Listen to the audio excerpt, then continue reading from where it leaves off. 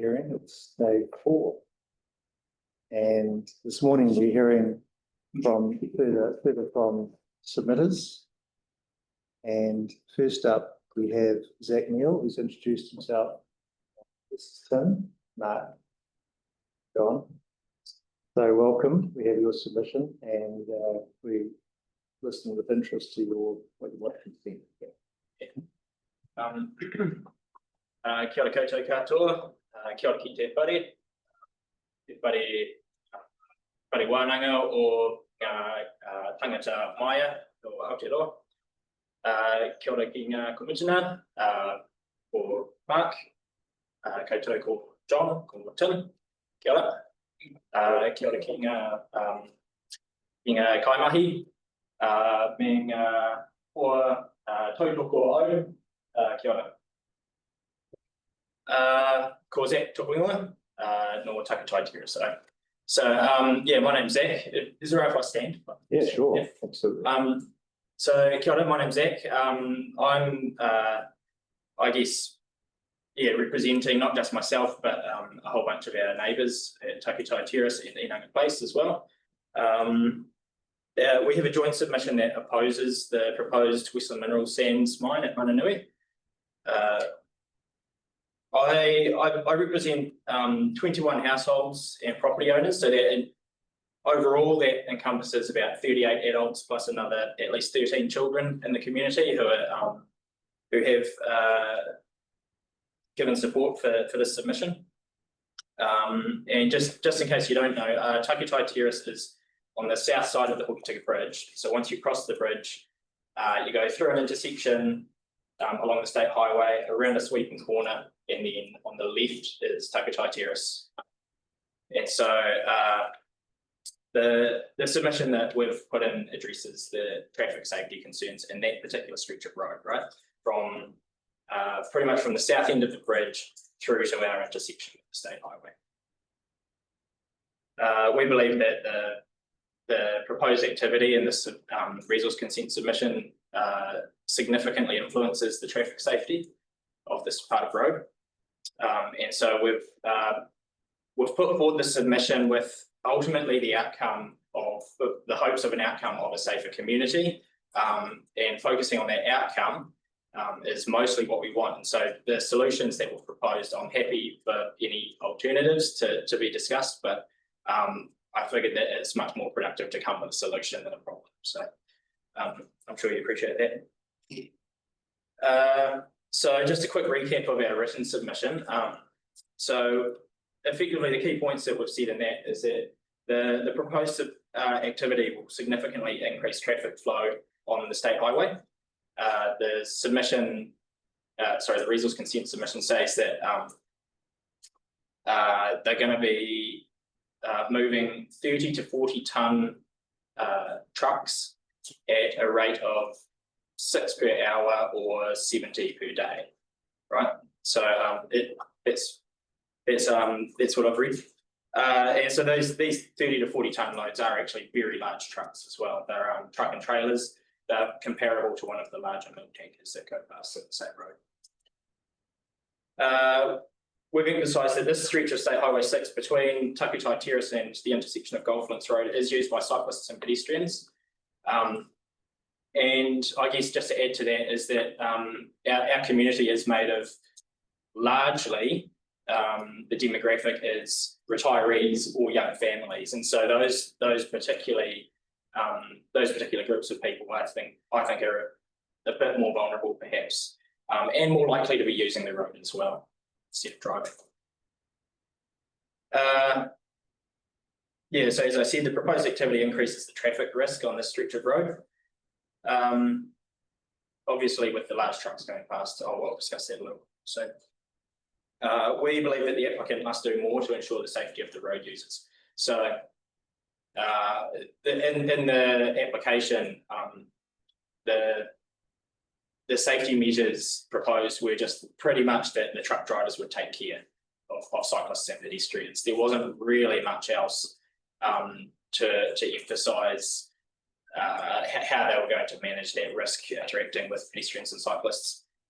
on the road. They did note actually a little bit about the crossing at which is further along the road for the cycle trail. So yeah, ultimately we're proposing that the Westland District Council adds a condition to mitigate the road safety hazards, including a safe lane for cyclists and pedestrians along the side of the road, a safe crossing point to safely get across the state highway, and then that links it to the cycle trail, the existing cycle trail that feeds all the way into town. As well as that, we are proposing that the speed limit is reduced. In our opinion, 100 kilometres an hour is a bit too fast for that stretch of road. I'll detail it again soon. So we're proposing that the speed limit is dropped down to 80 kilometres an hour. Just moving on to the summary of the staff reports and the expert witness reports. I think you might have heard from them already earlier, possibly on day one. But Nicholas Fuller was an expert witness in traffic. He addressed our submissions in paragraphs 44 to 46 of his report. Ultimately, he states that the road's being used within its design limits, right? I think that discounts the fact that the mine traffic significantly increases the volume of traffic per day, and especially heavy vehicle traffic. And it's on that state highway. So I believe that it does significantly change the risk of what is happening on that road, regardless of its design.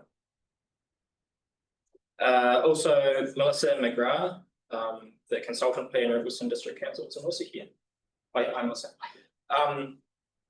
So in her section 42A report for the commissioners, I believe that's kind of more of a summary of the submissions, right, rather than introducing new evidence. Is that fair to say? But yeah, your report, Melissa, does note various traffic-related issues, but I don't think it adds any valuable discussion points to what I'm trying to get across anyway. So there's not really a lot of comment I can do, can make on that 42A report. I brought along some new evidence as well that I think you might be interested in. And to get this evidence, I went for a walk myself along the road, taking some measurements. And so I think it might give you guys a bit of an idea about what it is the road looks like out there for us to be using. So if you don't mind, I'm just going to do some measuring. Let's start with before I do measuring, I'll just tell you, the road in particular has it's a big sweeping corner, right? And there are turning lanes next to the intersections at either end of that stretch. And so the road is wider at those points where cars can turn and cars can, I think it must be designed for cars to pass on the left if there's a car turning to the right. So there are some wider stretches of some wider parts of the road that are really easy to use for walking and biking, provided that it's not being used by vehicles. But there's a certain stretch of road where that shoulder really constricts in, and that's the part that I'm concerned about ultimately. The length of that constricted shoulder in the southbound lane, it's about 367 metres. So let's call it 370 metres. So about 370 metres in the southbound lane, and it's 288 in the northbound lane. For me, from my observations, people really only use the southbound lane because walking on the inside of the corner in that sense is it doesn't feel very safe because cars tend to hug that inside corner. So most often I've seen people using the outside corner of that lane. And the total length between the intersections is just over 500 metres. So I'm going to measure this out for you if you don't mind.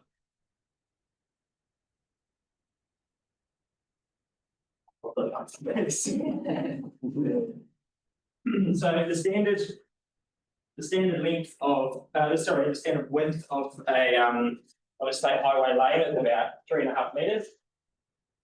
I didn't actually measure the road itself myself. I wasn't very interested in getting out in the lane of traffic, but now we're 2.5 metres.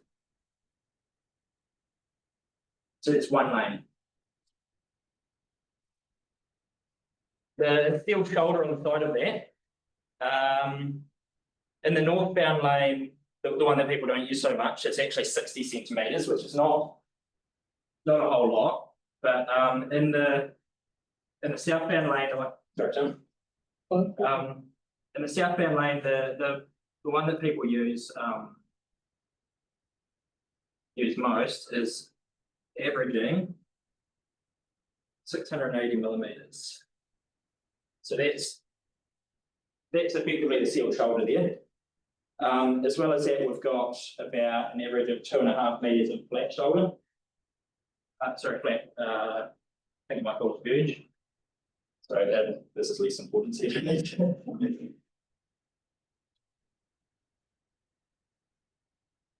So flat verge, so grass and I guess like stony grass, I guess I'd call it, but reasonably flat. And then from there it slopes away into drain and neighbouring fields and things like that. So, yep.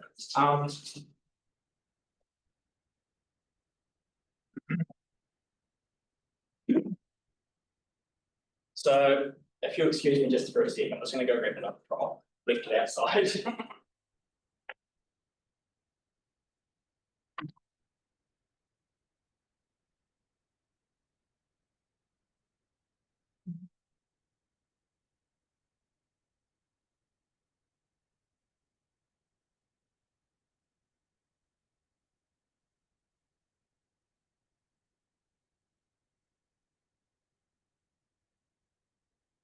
This is my son Charlie's bike. He's 5 years old, and I think you'll see that the available space for him to ride on, really, it's not practical to be riding on the stony ground, the grass, maybe for a short distance, but in general for that length, it's just the ground's not suitable for riding on that kind of situation. So ultimately, this is the amount of space that he has to ride. My 3-year-old daughter also rides in it sometimes if I'm daring. Yeah, I guess the bike definitely fits, but when you're talking about a 5-year-old or a 3-year-old biking in that kind of space, it can be quite nerve-wracking following them along the road. So yeah, just for context, that's about the space that he's working with when he bikes along the road. Likewise, we have a teenager in our household who uses the same road as well. His bike's obviously a little bit bigger. It's a little bit easier to get across there, but he has noticed also that heavy vehicles are a bit daunting when he's riding along the road. The walkers on the road have, what I've observed is that normally they walk side by side as well, so there's not really a lot of space. That flat verge is definitely usable for walking, but again, it's not very practical. It's not very supportive of people who want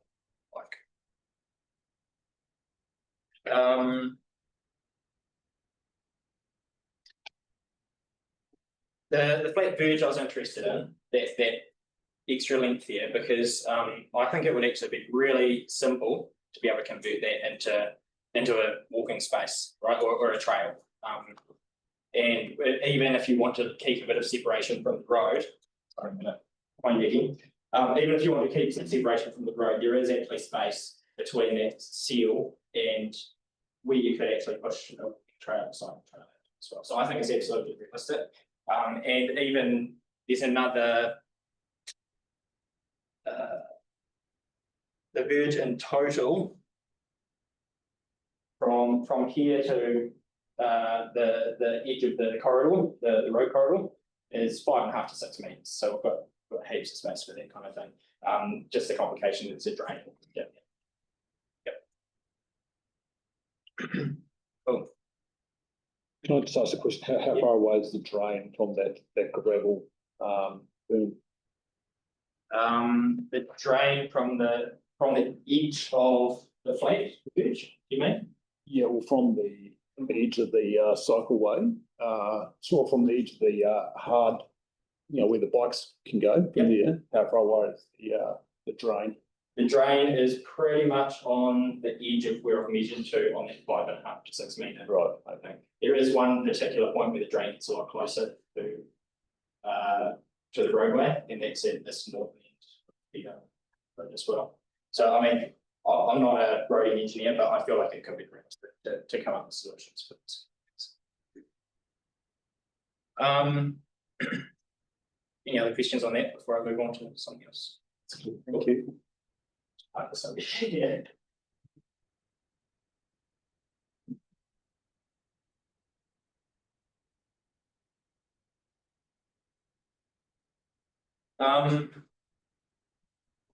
So the other evidence that I've managed to put together is a pretty basic traffic survey.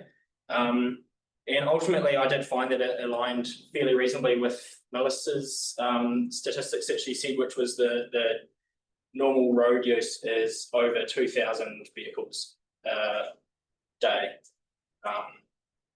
which, yeah, obviously has certain thresholds for Ruatapu. So the survey that I did, there were 8 separate traffic surveys. We took them only in the daylight hours at a range of times over different days, just mostly in the past week. There was a total of 5.6 hours we spent surveying traffic. So again, it's a fairly small scale traffic survey, but I think it gave us a good indication of what people might encounter on the road. I found that 7% of the road users were heavy vehicles. And I categorised heavy vehicles as a vehicle that requires a Class 2 licence. The survey indicated that heavy vehicles pass at a rate of approximately 9.8 per hour, roughly 10 per hour. So with Westland Mineral Sands operating at 6 movements per hour, this would increase to 15.8 vehicle movements an hour. That's about a 60% increase in heavy vehicle movements per hour. So yeah, it's 61%. So 61% more likely that we would encounter a heavy vehicle along the road. When we talk about it at a daily scale, the survey indicated that vehicles pass at about 235 per day. Heavy vehicles pass at 235 per day. With the mine operating at 70 movements a day, this would increase to 305 per day, and that's an increase of 30%. So again, we believe that is significant, having a 30% more chance of encountering a heavy vehicle.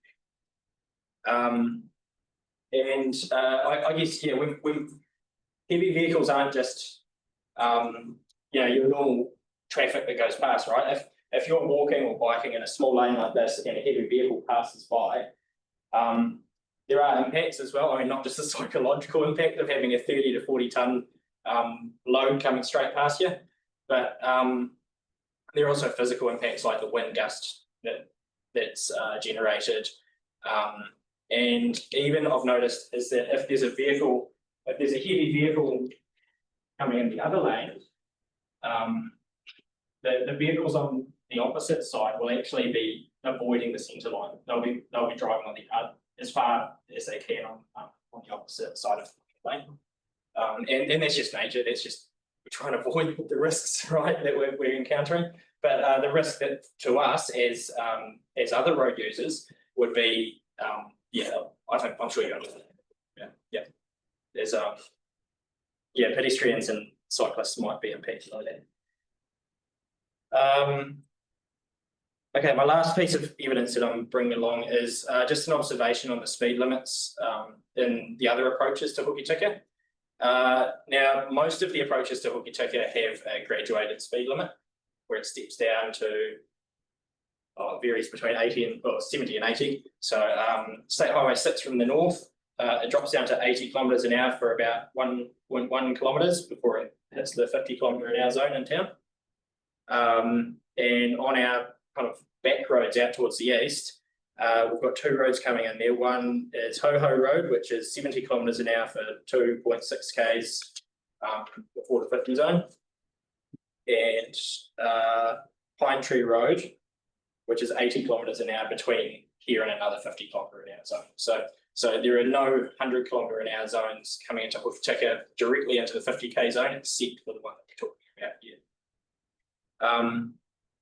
So in comparison, our entrance from the south, it's the 100 kilometre an hour ends at the North Bridge abutment, so right on town. It's another 170 metres before a rail crossing, and then another 280 metres before the first roundabout. So that might be a few seconds of driving before you hit those first traffic points of interest, right? And so I've also seen that step speed limits are effective in other places in Westland and on the West Coast as well. For example, Kumara, Greymouth, Reefton, Harihari, Whakanoa, and Franz Joseph all have step speed limits like that, this direction going into their towns in their 50km/h zones. And so what we're proposing is that a speed limit is put in place from before our Takatau Terrace intersection to all the way into that 50km/h zone at the end of this bridge. Yep.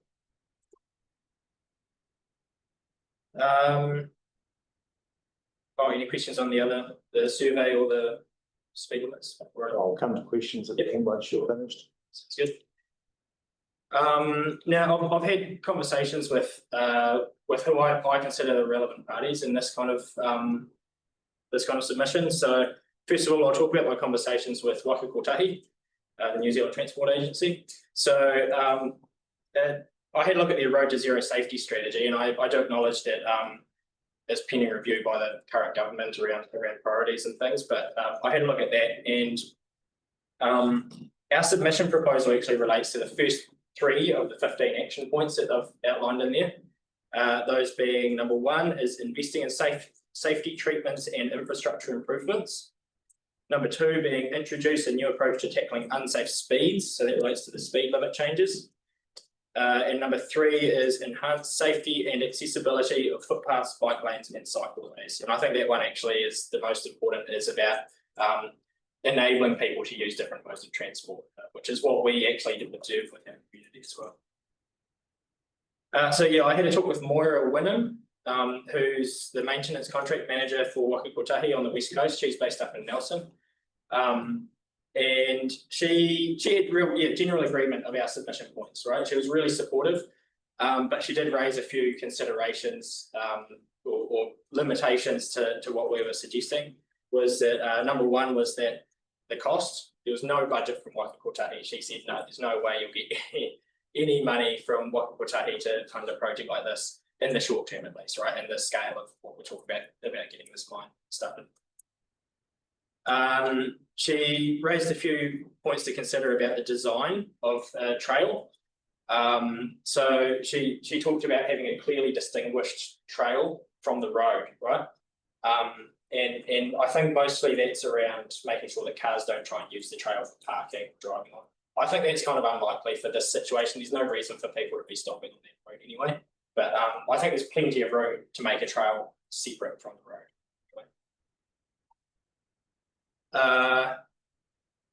And the last one was Waka Kotahi priorities. So she said that Waka Kotahi have so many priorities with changing speed limits at the moment that this wouldn't even fall on their radar. So I think that it just emphasises that we need some local advocacy to be pushing for this, so that Waka Kotahi can pay attention to it and it does become as well. And I think that'll happen through this mechanism of the resource consent, I hope.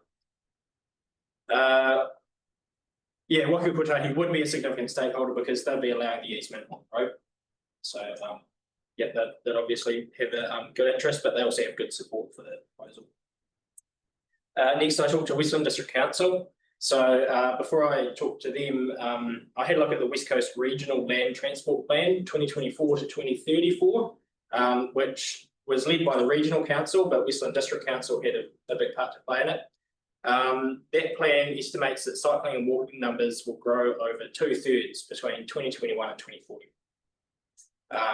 And that's definitely well within the time frame of the operation of the proposed mine.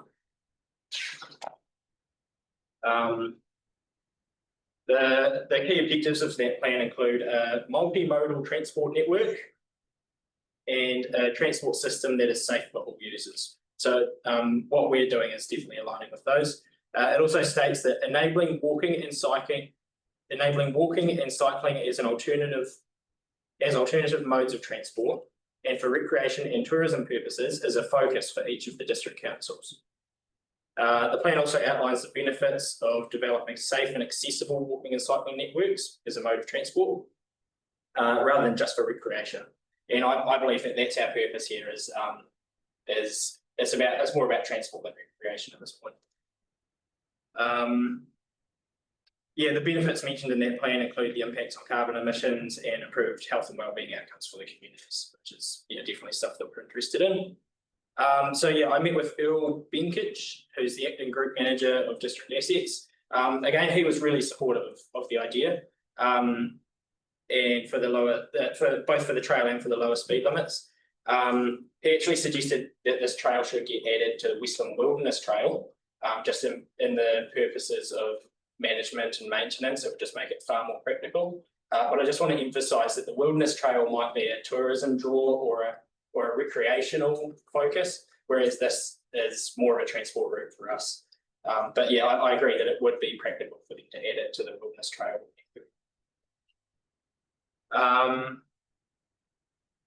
Yeah, Westland District Council would be the primary stakeholder for this kind of project. It would likely inherit this proposed trail as one of their own assets, and they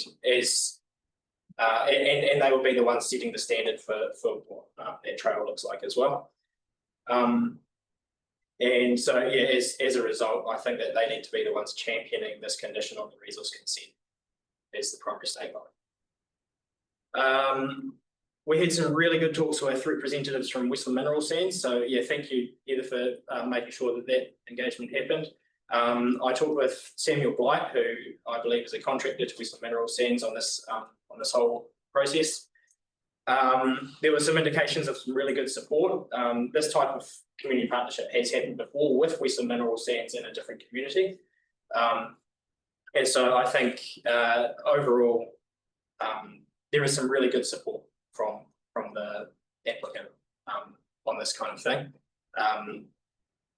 But yeah, we despite saying that, we didn't really draw any conclusions about how we might go forward on this. There was plenty of discussion about different options, like delaying the proposed trail, and that would allow funding to be available after a period of operation, so that then capital funding was available for the for this trail to be invested in. My concerns around that would be about the safety in the interim while it's operating, but we don't have a safety measure. But those kind of things could be addressed by temporary speed limits or something as well. So, we also talked about cost estimates. We never got to the point of getting hard quotes to talk about. So the figures we were talking about were more just about they were more based on our own estimates rather than any quotes or anything. Those estimates ranged from between $50,000 to $150,000 to this project, which I mean, I'm not a mine operator, but I feel like that wouldn't be an unrealistic cost for a mine operation.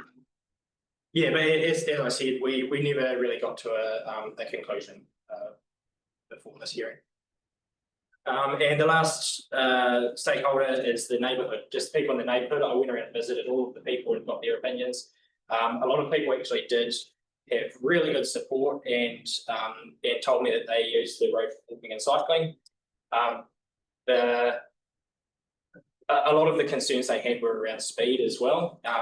Some concerns were outside of what we've submitted on, which is things like the turning bay from at the south end of the bridge. There's a New Zealand Motorhomes and Caravans Association campground, and they've noticed that sometimes the camper vans aren't very reliable in pulling out safely, and so concerns like that I think would be at least reduced by the speed limit change.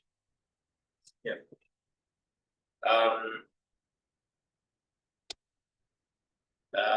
And also I should note, one other submitter said that sometimes you can't use the bike and cycle lane on the bridge, and so she'll end up having to bike on the southbound lane across the bridge, which is right next to the drop off the bridge. So again, I feel like safety could be managed a bit better with a lower speed limit on that stretch as well.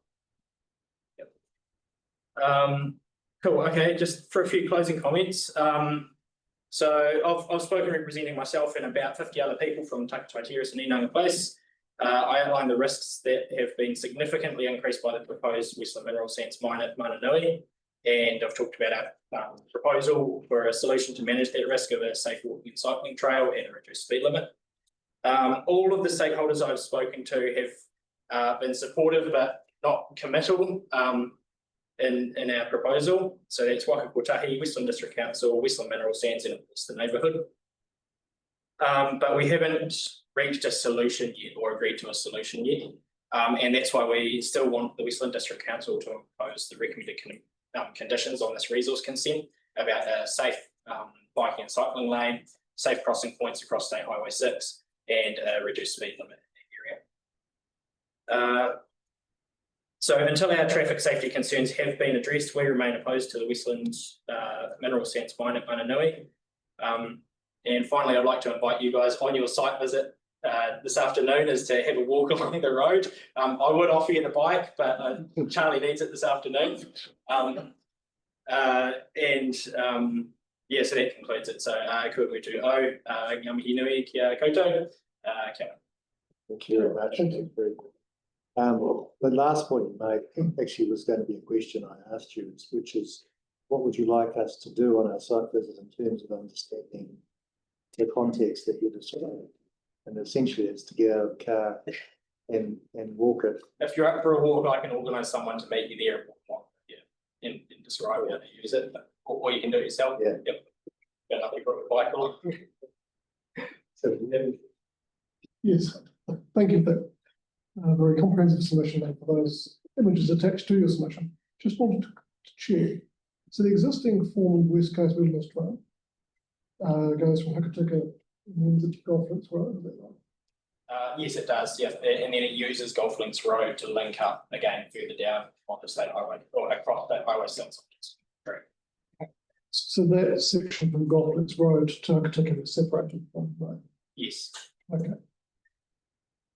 So the pinch point for. Do you get the map up there? Yes, I do. Can I show you? Yeah, sorry. So this is the sweeping bend you're talking about. Yeah, so this is the sweeping bend here. So there's a bit of a straight, a sweeping bend, and then our intersection here. Right. That green line there indicates the existing cycle trail, and then it links up. The bridge is over here. It links up, and then it follows down Golf Links Road, which I think is a 70 kilometre an hour speed limit. 60. Yep. So safety concerns for you are primarily not this section to Hikateka, but No. this section to That's right. That's what we've chosen to focus on. I mean, Okay. like I said, some submitters have concerns about like crossing the bridge on a bike, for example, and the NZMCA campground access, which is further up here. But we've chosen to focus our submission on this particular stretch of road because I think it's the best. Okay, thank you.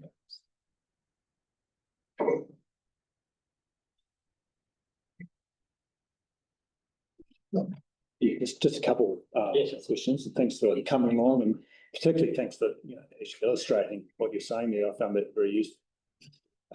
So some first question is that the destination people from where you live wanted to travel into town, is it? Yeah. So we do have, like, for example, the retired couples that I mentioned in the morning, especially in the summer, is they'll walk up to town to do whatever it is they do in town, and then walk back again later in the day. As well as that, when we talk about destinations, this is something I haven't touched on so much, is that our kids' bus stop is actually on Arthurstown Road. So if you've got the map up still. Arthurstown Road is along this side here, so the bus stop's along here, and if we want to get our kids to the bus stop other than by car, then we would have to be going along the road here and then up to Arthurstown Road, and the bus stop's over here. Right. Yeah. So that's another destination that I haven't quite focused on at this point. Yeah. So it's sort of a school route, I suppose. Yeah. Part of getting there. So that's good. And on your submission, you talk about a crossing of the state highway, and I just want to know what you had in mind for that. Yeah, well, we're not asking for the gold standard of like traffic lights or a pedestrian crossing or anything. Mostly what I had in mind was just a safe place for people to wait for traffic to go past. So elsewhere on the cycle trail, they've got rail for for cyclists or pedestrians to lean on while they wait. And then just signage or some other visual things to indicate to the motorists that there is a crossing as well. Okay. I'm not after something huge at this point. Very good. Well, thank you very much. So, you said something about the experience with the road, with the 9 Mile mine in Bulla. That was a very, very constrained section of road on the coast. Have you had contact with those people about how things have operated? No, I haven't done that. I've just heard that through Samuel Blight. If we get to the view that what we have to assess here is the additional effect of this application on the road environment and safety, and that what you're describing, which may well be a really good idea, is something that would require bureaucratic processes to secure, as opposed to that we can impose in its conditions of the consent. The applicant has offered a community liaison group, and the idea of communication with the neighbours and so forth, people impacted, about how they can control their activity to not contribute to that increase in risk. You mean so how the community can control their activity? No, yeah, how the community will have input into driver behaviour and so forth, so that they're aware of the risks. Yeah. In terms of them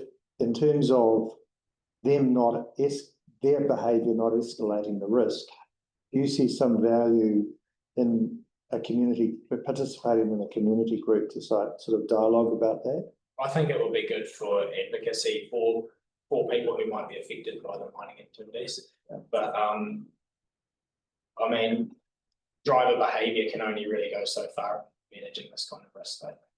Yeah. Because you're also talking about other road users and how they might be influenced by heavy vehicles as well. Right.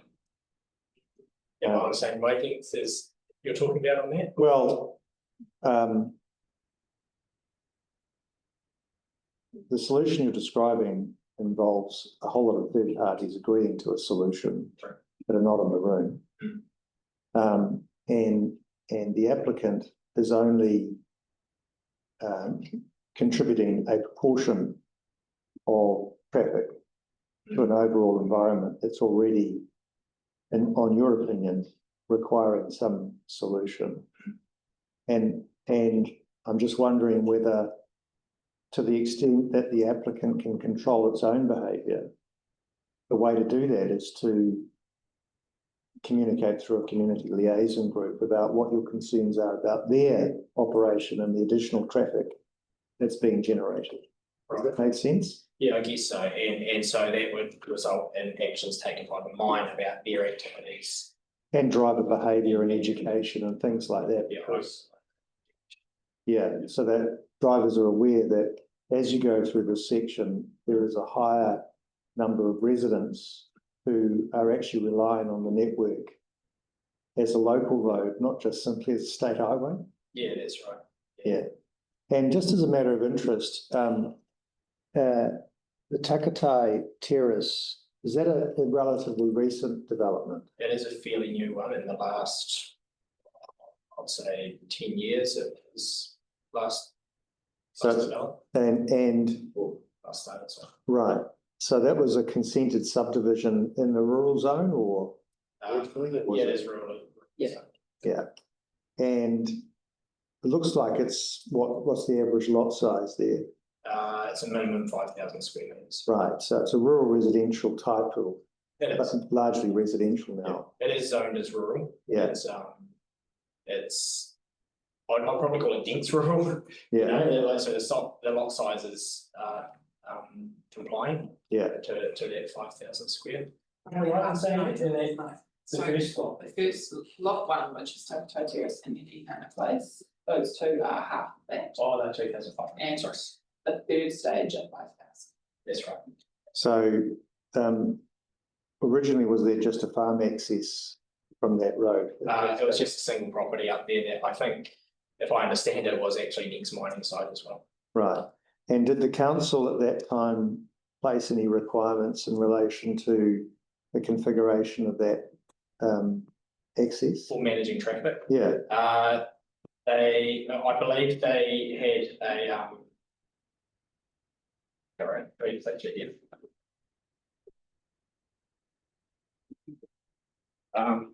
so the intersection of Taikatai Terrace is here. Yeah. We drive towards town this way. Yeah.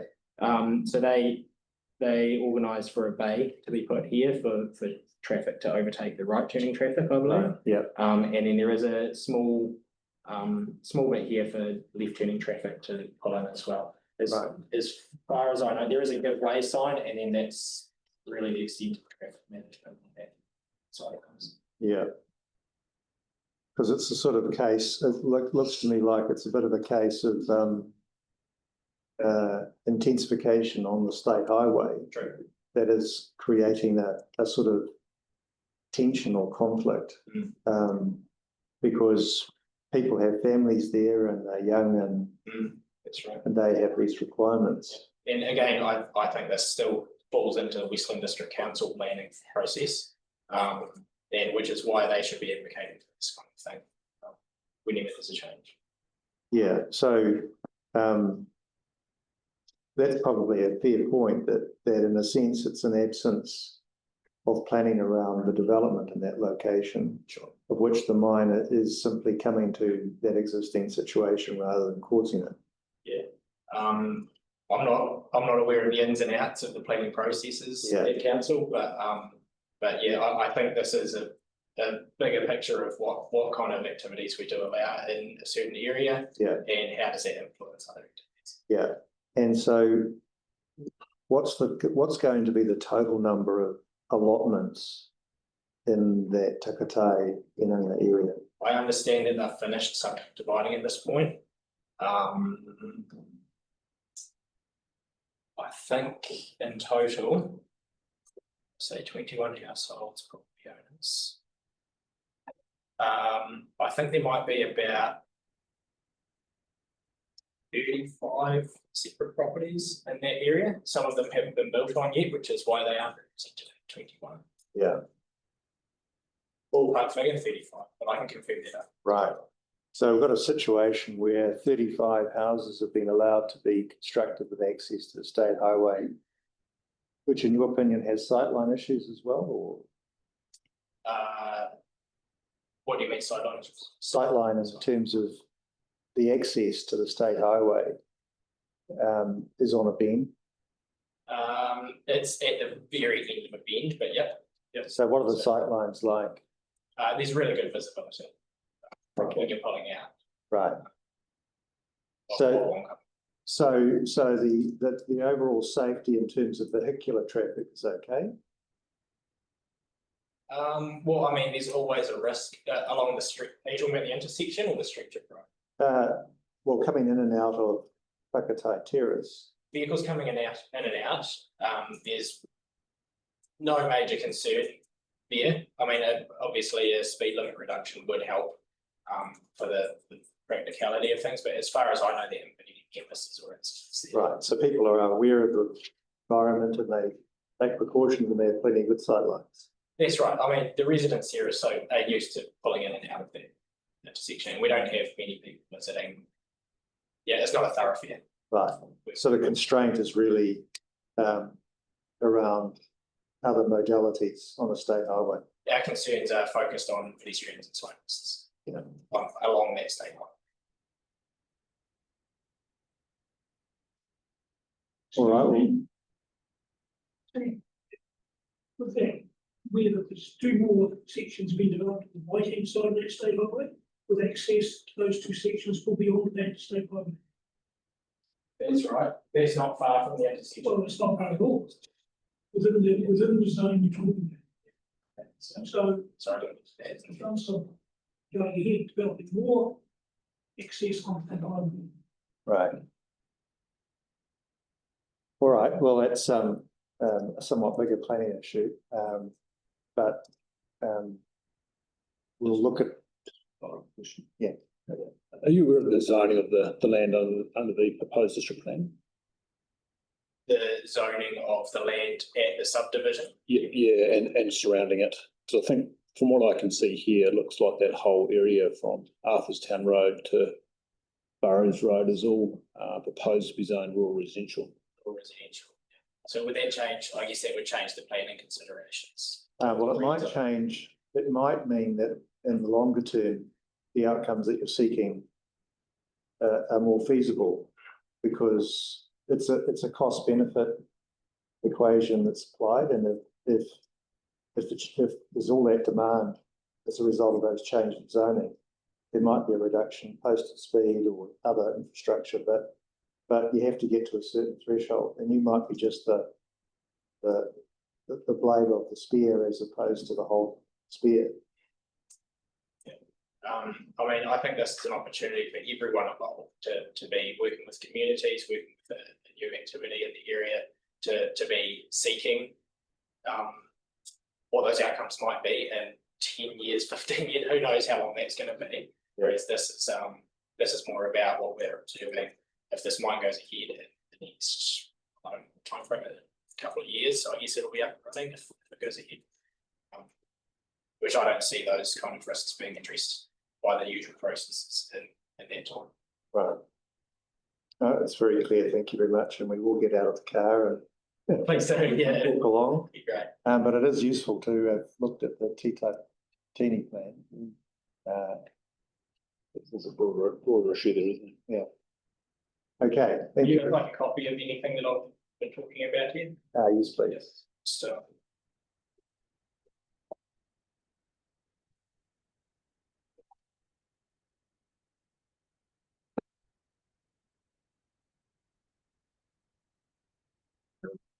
Thank you. Yeah. Yeah, that's good. Thank you. Do you know what the minimum lot size is for them? No, find out pretty clearly. Yeah. Thank you very much. Thanks, guys.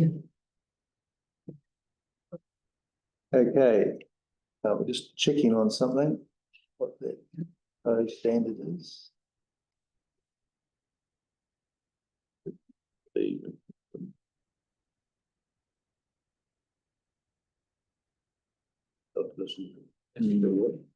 Can't see it. Question for council staff there. Yeah. No, I can look up the lot size actually of the.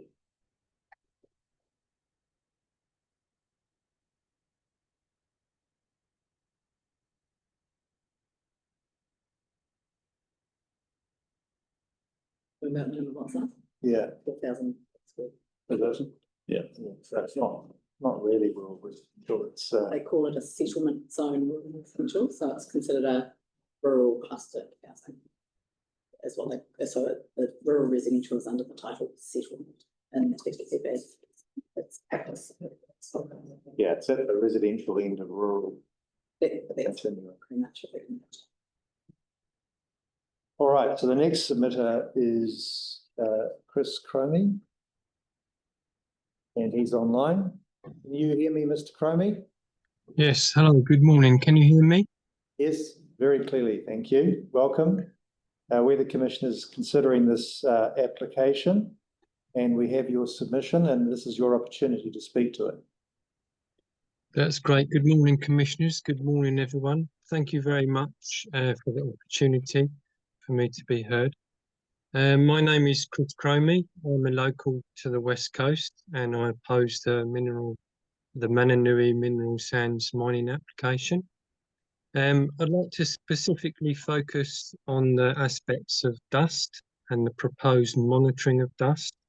I'm not an expert in dust. I'm looking at this from a completely different discipline.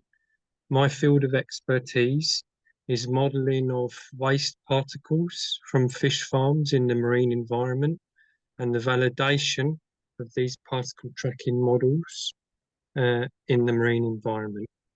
So very specifically, I'd like to talk about the dust deposition gauge, because this is a we use a similar tool in the marine environment, which is the sediment trap.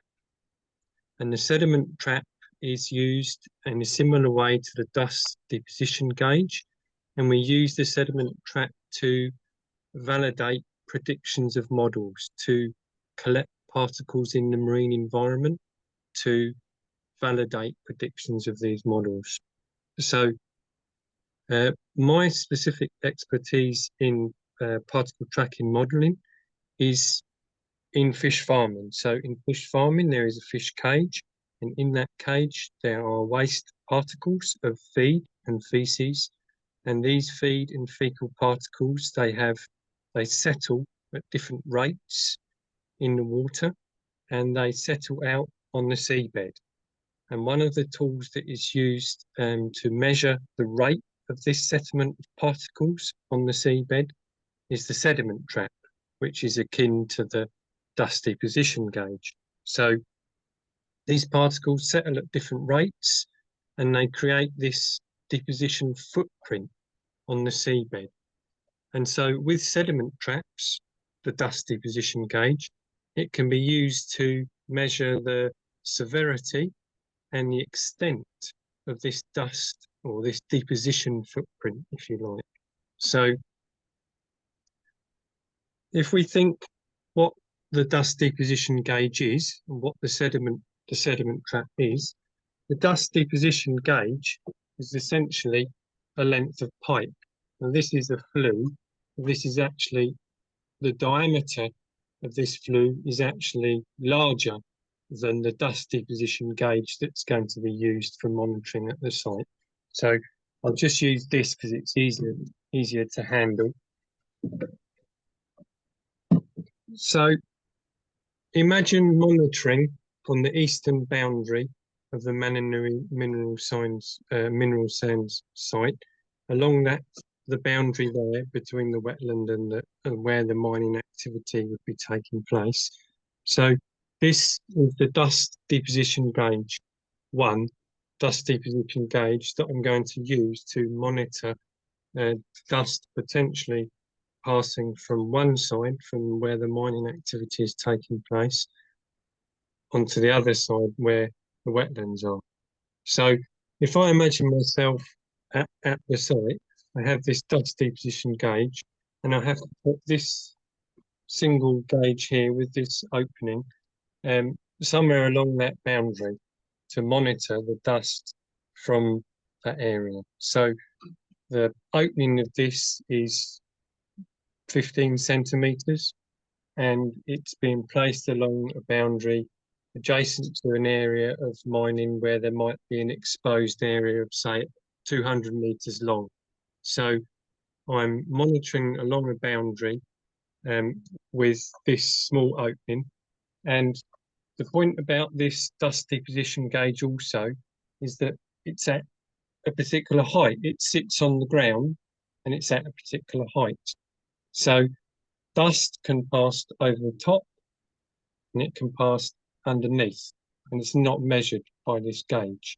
So only what passes through this 15 centimetre diameter hole at that boundary will be measured by this single point. So this is essentially, it's wholly ineffective in a way of measuring and monitoring at that point. And that is, I make that conclusion drawn on how we use sediment traps in our discipline. So how we use sediment traps, we would typically deploy a dozen of these sediment traps to try and determine the particle deposition in an area. Or in other experiments, I've deployed up to 60 of these traps to try and measure what the deposition is in an area. And there are known limitations with these traps, and one of them is that many of them are needed to sample the deposition of the particles, and it would be the same with dust as well. Many are needed to try and measure the extent of the dust deposition, any unmitigated dust event that takes place, a number of those gauges would be needed along that boundary to have a chance of even measuring that deposition. Another problem we find with these sediment traps is replication. So we've undertaken experiments where we've had 3 of these traps strapped together in the same location, and the deposition is actually different, even though these 3 traps are in the same location. And that's caused by patchiness of deposition of particles. And that, I expect, would be the same with dust as well. Dust, where it's been suspended from an exposed area, for example, it's not being exposed in an idealized way where the whole thing gets suspended and evenly distributed and deposited in an area.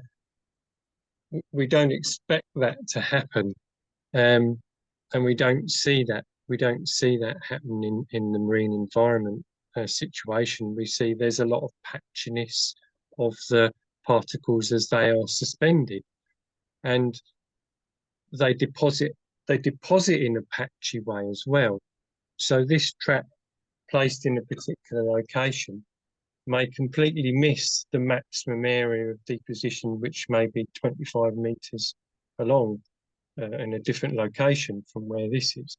And that would be the same case at the eastern boundary as well, that with just one sampling point, this could easily miss deposition occurring from a dust event.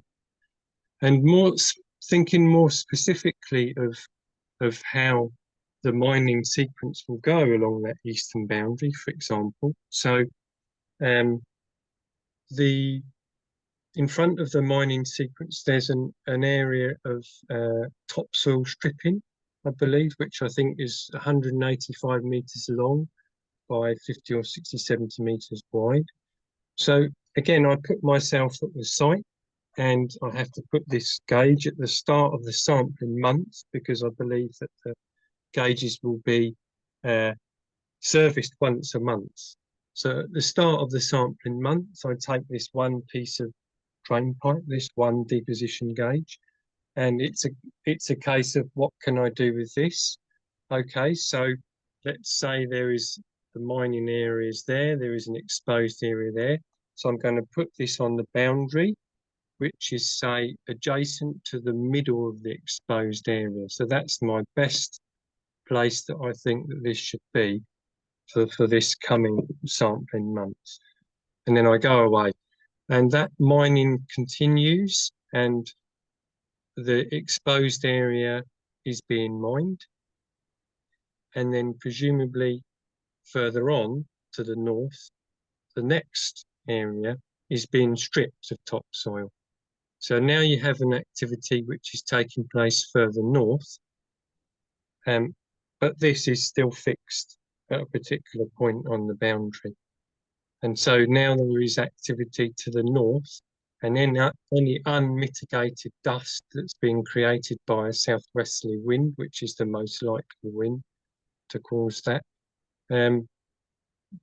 could pass over the boundary there, and the dust deposition gauge is placed somewhere to the south. And because that's only serviced once a month, when the service does happen once a month, it would probably then be moved further up, closer to where the mining activity is. So not only is there an issue with what can I sample with this 15 centimetre diameter opening for an exposed area that's potentially a couple of 100 meters long, but what about the timing as the mining progresses north, close to that eastern boundary? This gauge, monitoring gauge, which is meant to protect the wetlands to the east, it stays at a fixed point for a month and then serviced and then moved further up. to where the mining is taking place. So that's all really I'd like to say about that. There are known limitations with the sediment trap, and I would expect that those limitations would be the same for the dust deposition gauge. Many of them are needed just to have any hope of sampling any deposition of particles. I believe that there are significant problems with that dust deposition gauge as an effective tool for monitoring dust at the boundary. And I appreciate that we're talking about the unmitigated situation. There are mitigation measures that are in place to prevent dust being generated. But if that fails, then it relies on the monitoring tool. And from my discipline, the sediment trap, the dust deposition gauge, it's not used as a monitoring tool because it has so many known limitations. It's only used in very short-term specific experiments. So on that basis, I don't see how the dust deposition gauge, dust deposition gauge can be used as an effective monitoring tool for dust. And so I oppose the Mananui Mineral Sands mining application on that basis. So thank you for hearing me, and I'll take questions. Thank you, Mr. Crane. Yeah, there's a couple. Kia ora, Mr. Cromley. Mark Geddes here. Just a couple of questions. The first is, what would be the alternative to the dust disposition gauge in terms of measuring dust? I'm not a dust expert. I'm not entirely sure what the alternative would be. But if I was given the task of monitoring dust with that particular tool, I would just use many of them, and there would be two things that I would do because I'm presuming that the actual cost of siting them and maintaining them is actually very small. They're actually a very simple tool. So there would be two things that I would do, that I would set out to do, is I would first I would have replication at a particular point. I would have 3 of these gauges together, and then I would have a number of them. And I would choose a location near to the activity, say within the boundary of the site, where I knew I would expect there to be a signal, if you like. I would expect there to be some deposition. So I would seek to measure something with these gauges. And by having 2 or 3 together at one point, that gets over the problem of replication. And then by having them equally or evenly spaced away from a potential dust source, then I would want to measure something. And if I didn't, when you don't measure something, that's as much of a worry as when you do. Because when you don't measure something, as sometimes we don't measure with sediment traps, the deposition gauge, when we don't measure something, we worry about that too, because we think that we're missing it. So I don't know, in the field of dust monitoring, I don't know what the alternative is, but I think it would be easy to set out to try and validate the use of these in the field in that particular application. So, given your expertise in aquatic monitoring of sediment, do you think that a dust expert would be required to design the monitoring regime for dust for this quarry? Or is it something that a layperson could do?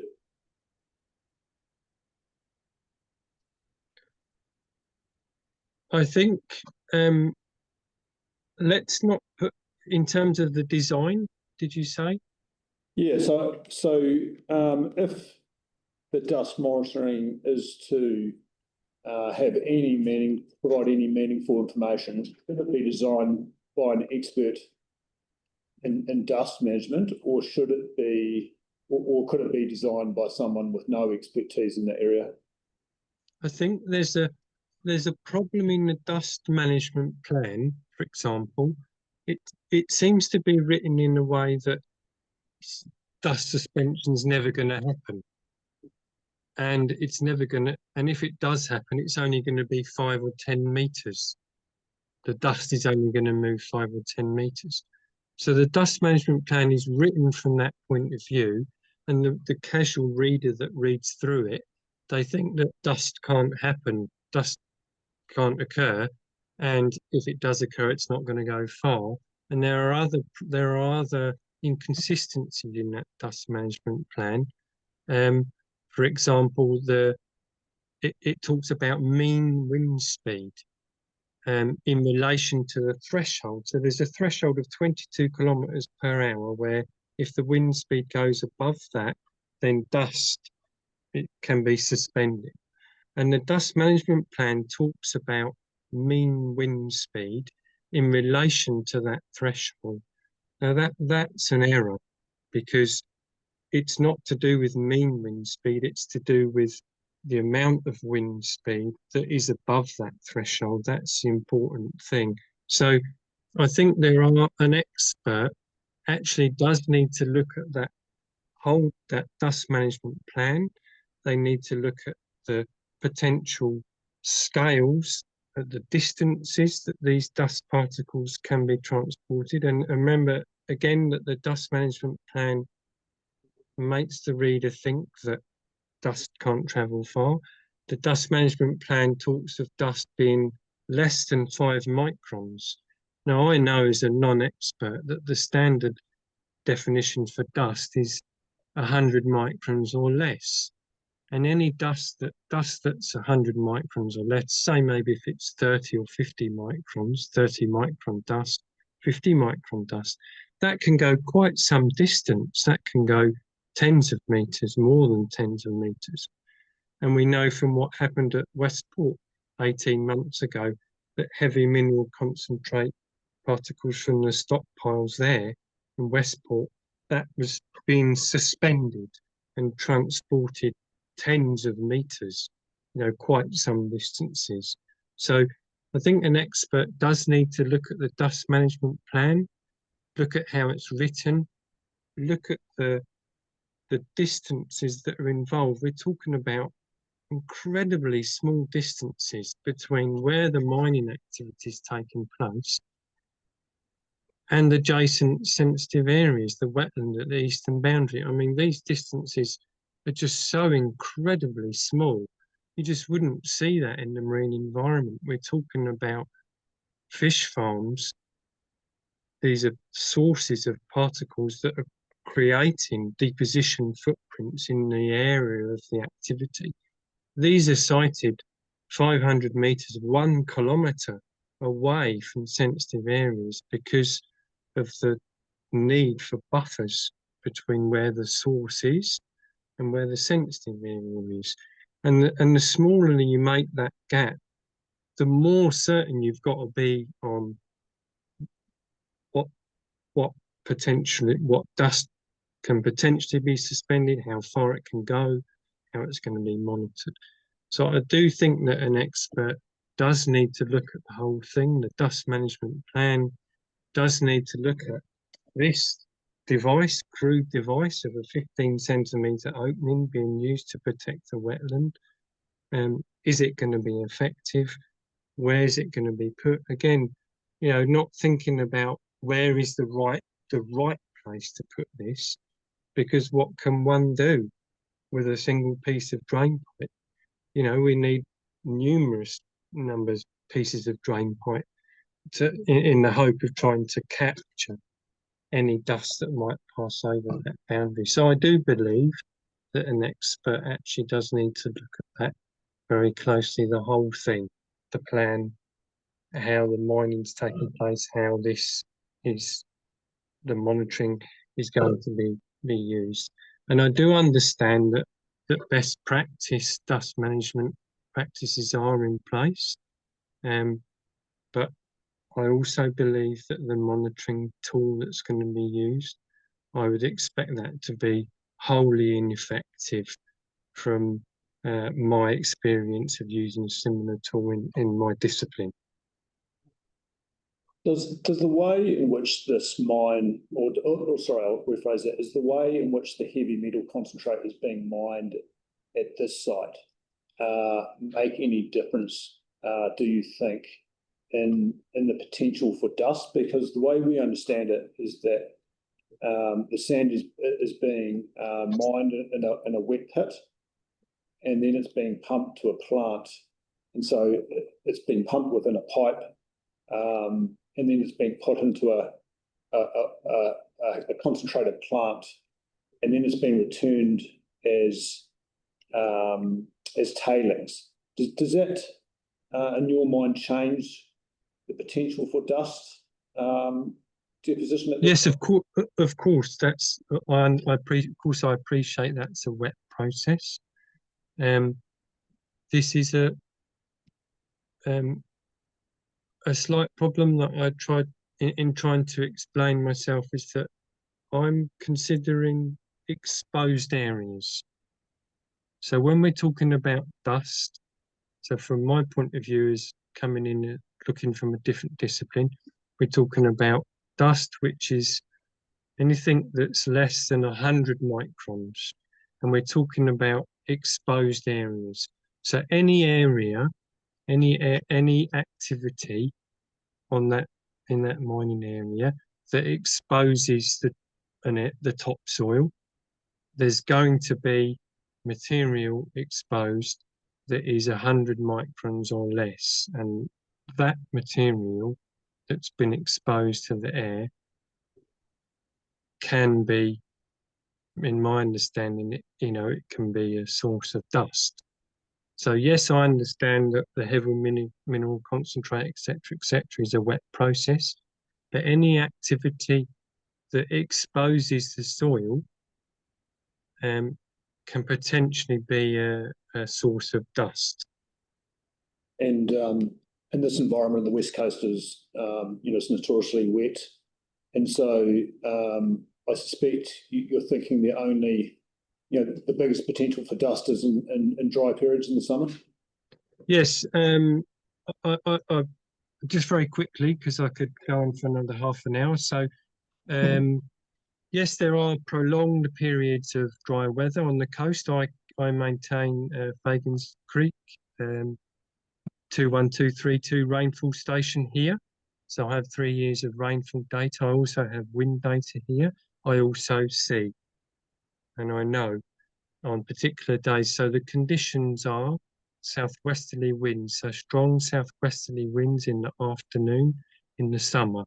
And we have had another great summer, January, February, even towards the end of March, where you've got strong southwesterly winds in the afternoon, and these are perfect conditions for generating dust from any exposed area on the mining within the mining area. So that's the particular situation we're talking about.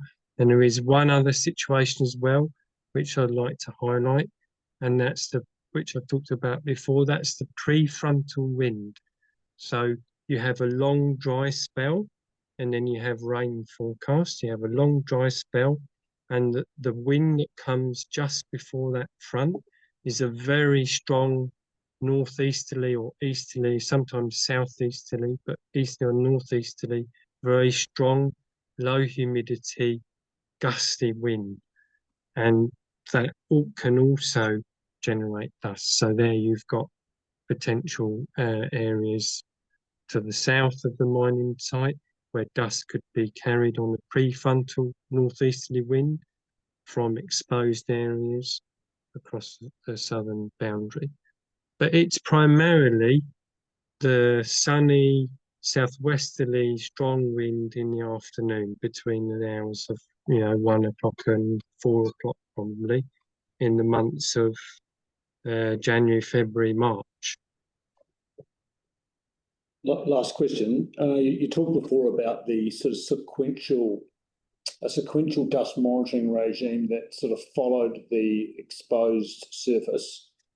If the applicant was required to have a dust monitoring plan that followed the mining path, would that meet your submission? Yes, it would help. It would help a lot. There's obviously a particular monitoring regime with the dust deposition gauges that they're done monthly, I believe, what I read. So there needs to be some thought put in there again, ideally with an expert looking at the whole thing. How does the monitoring kind of move as the mine moves? So as the activity moves, so that mining path that's near that eastern boundary, as that mining moves north, how do we move the monitoring with it so that we have any chance of measuring an unmitigated dust event that might pass over the eastern boundary? So that would help to alleviate the problems that I have with the proposed monitoring programme. Thank you very much for answering my questions. That's all from me. So your concern is the transmission of dust from the mine activity into to Wharewhare? To the east, in that north, the eastern boundary of the site, yes, in the kind of northeast corner, because of the southwest wind being the most likely wind that would create a problem with dust. Right, and what's the measurement of dust impact that would say this is acceptable or not acceptable? I think the threshold is 4 grams per metre squared over a 30-day period is what's deemed to be being collected in one of these gauges, which is deemed to be require extra, some it's like it's a threshold that's been exceeded, and therefore mitigation measures have to be. And is that a threshold reviewed. based on ecology, or is that a human? Yeah, that I don't know. That I don't know what that threshold is based on. That whether that's just a number or what, I don't know.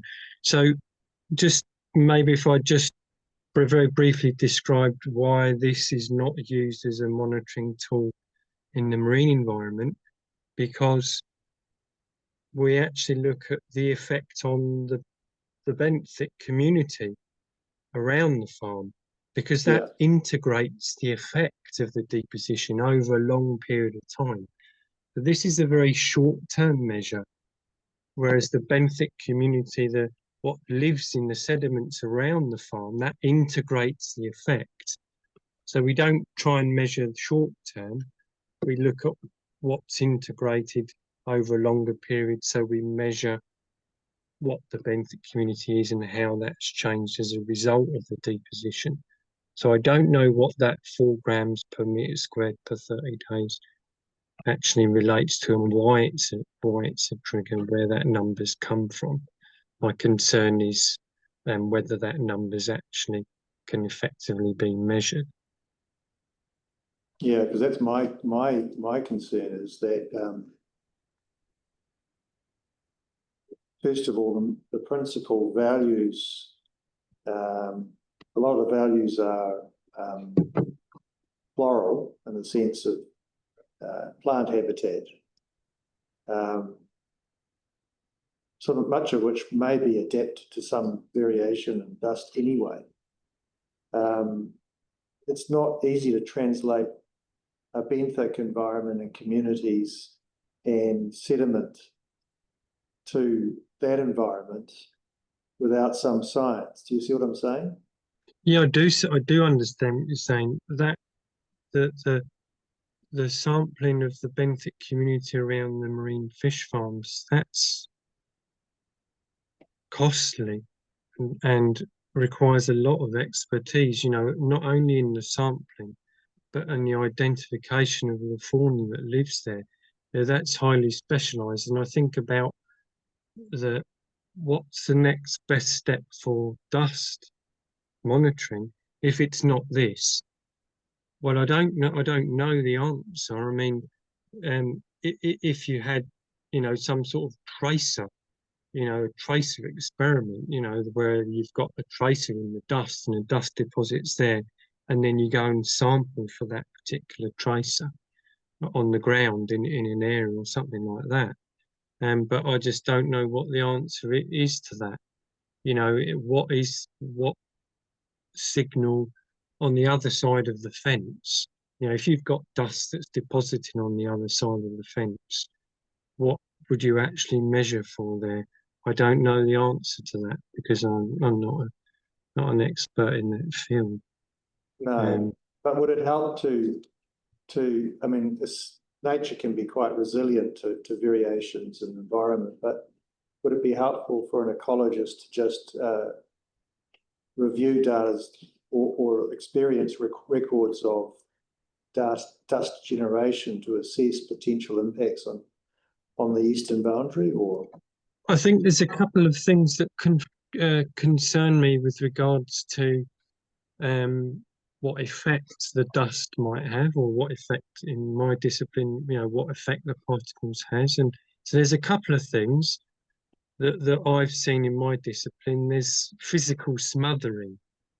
So that's where there's physical smothering and that affects what lives there.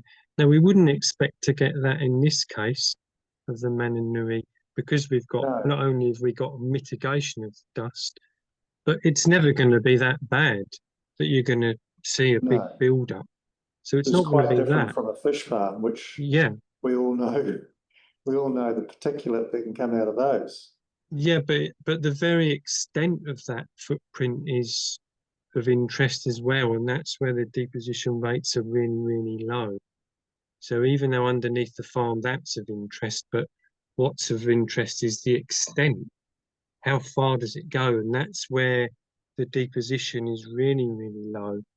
So it's quite difficult to pick that up with this, but it's easier to pick that up by measuring the effect on the benthic community, even at very, very low deposition rates. Right. So very, very low. Smothering is unlikely. So what's the concern? So the next concern is if there's deposition at a level that causes, there's something within that dust that causes an effect on what's living there.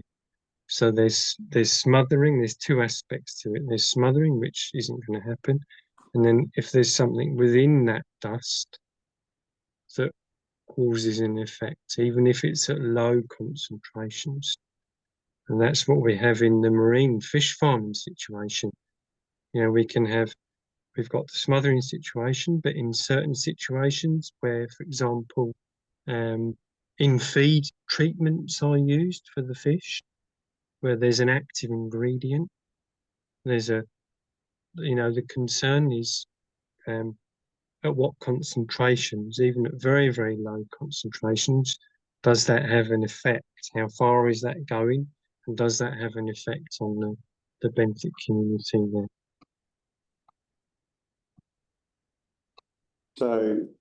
So the concern is principally here in relation to composition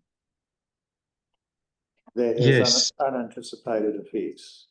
Yes, composition, because even at very small deposition rates, small amounts of dust, if there's something in that dust which is going to have an effect, then that's going to generate a problem. And, you know, is that even known? Is that even known for, you know, in the field of dust deposition? Yeah, I don't know. It's not my field of expertise, but what is a concern is the low deposition rates are as much of a concern as the high deposition rates. We can see the high deposition rates, but the low deposition rates we can't see, and we don't know what their longer term effects are. And the only way we can try and understand what the longer term effects of the lower deposition rates is by measuring the benthic community, what's there and how that's changed from a control. And I can't, I don't know how that would be done in the so in the situation. 9 Mile case, there was mining of a potentially more dust generating type of mine activity. So it's, not a water-based, if I could put it that way, mining system, but essentially a removal of the dune system, processing, and then a remediation. And that was at the margins of indigenous vegetation. So quite close to indigenous vegetation. Wouldn't that provide some indication of the likely dust effects, if any? In other words, if you could look at the edges and say, look, they seem to be reasonably healthy. I mean, they do represent an edge, which, as we know, is exposed to a coastal environment in that location. But generally speaking, you can't see any material effect. Wouldn't that provide some comfort about that? Possibly. Adjacent to a site that's been operated in a similar way, possibly. Yeah. So Possibly. we're gonna do a field trip to look at that. We should keep an eye out on the impacts on adjacent sensitive areas. Yes, and imagine yourself trying to monitor with this on that boundary. Yeah. It's an impossible task. Let's not put the blame on the user. You've put it in the wrong place. Let's put the blame on the tool, because that's not the tool for the job. No, I'm just wondering what the tool is. I'm not sure. A dust expert would tell us, I'm sure, or at least help a lot. Yeah. Look at the problem as a whole. Mr. Cromley, Mark Gidders here again. Cromley, sorry. Our hands are sort of a little bit tied in relation to this issue, because the way I understand it, the applicant actually hasn't applied for a discharge consent for dust. What they're relying on is compliance with 2 rules in the regional air plan. And so unless they don't comply with that rule, then we can't address it. That's consent. However, the applicant has offered conditions. Well, Is that right? No, I think in terms of our matters of discretion for mining, we do have it. We can consider effects on significant landscapes and so forth. So that would that would capture it. I mean, certainly we're not asking for a consent to cause objectionable odour across the boundary from a dust rule, but it doesn't mean to say it's outside our purview in terms of the. I stand corrected there. All right, Mr. Cromie, that's you've put a lot of thought into this, and you've applied your expertise to consider a very sensitive ecological area and its potential impact. So we'll seriously engage with that. You've raised a lot of unknowns, but we'll work through that and see where it gets us to. So thank you very much for your time. Okay, thank you for hearing me. Thank you. Thank you. All right. We'll just take a 15-minute break and then we'll hear from the Environmental Law Initiative, if that's okay. And they've produced some legal submissions, I think, largely rather than new evidence. So I don't think it creates a problem in terms of the timetable. But if you just let, I think it's pronounced Santini. Yep, that's right. Yeah. Welcome. So we're going to just have a 15-minute break because we're scheduled, and then we'll start. That's fine. Yep. But we haven't had a chance to read this in detail. Okay. So I'd quite like you to take us through it if you wouldn't mind. That's fine. Cool. Okay. Thank you very much.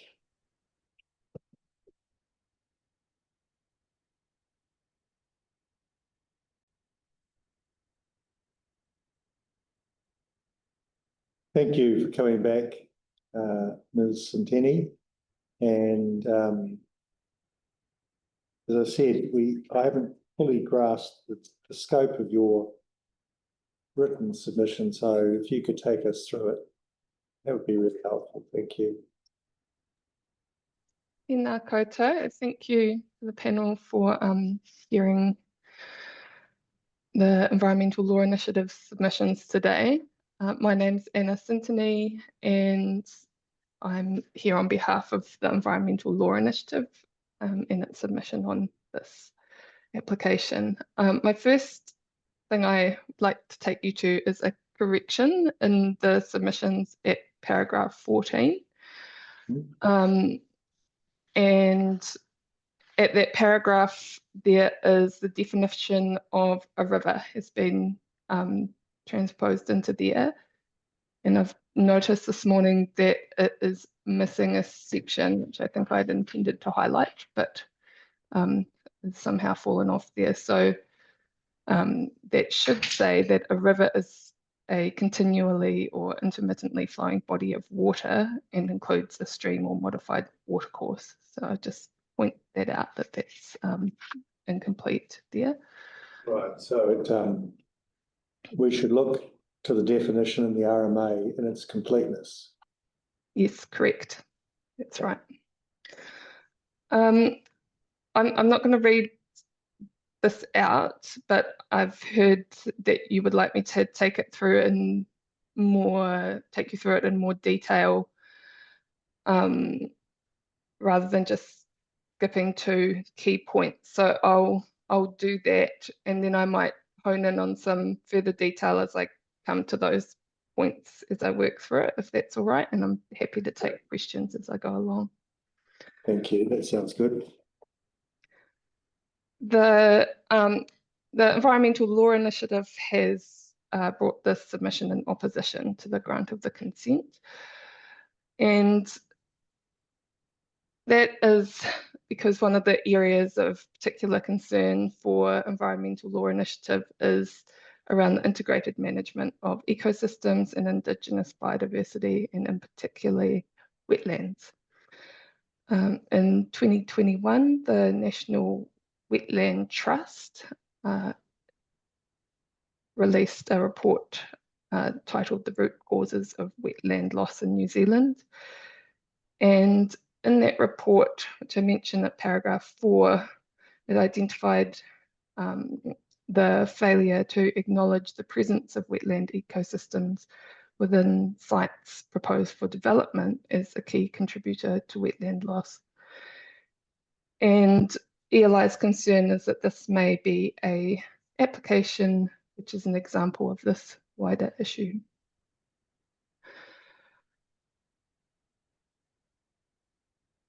Particularly in relation to the remnant forest fragments that are on the site,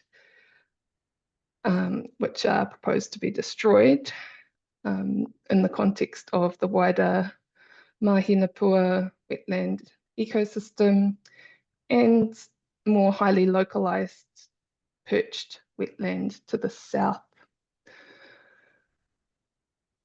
The thrust of the submission that I'm presenting today is about the adequacy of the information that has been put forward across the application, and whether that's sufficient to inform a decision to grant the consent. A key area that I'll address is the sufficiency of the information in relation to the delineation of wetlands. And I'll come to that later, but in addition to that, there are a range of factors that ELI says that the application doesn't consider and address, and that's effects on freshwater species and freshwater habitat, effects to the little Bootaloo penguin, effects to lizards.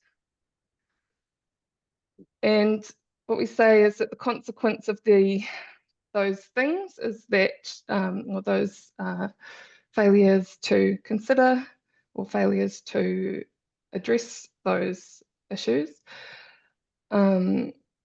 is that the panel does not have the information that it needs to properly understand the full spectrum of potential effects of this proposal, and to understand what's needed to respond to those effects to meet the requirements, the outcomes specified in the relevant national policy statements of freshwater and Indigenous biodiversity. And ELI's position on declining the consent is informed by what was based on section 106 of the RMA, and the position that if those information gaps persist and aren't filled, it is within the discretion of the panel to refuse to grant the consent. So that's the kind of overlay of ELI's basis for its opposition. I'll move on to the substance of the submission. I'm going to separate that into effects in the aquatic environment and habitats within the mining footprint, and some more specific submissions on Indigenous biodiversity.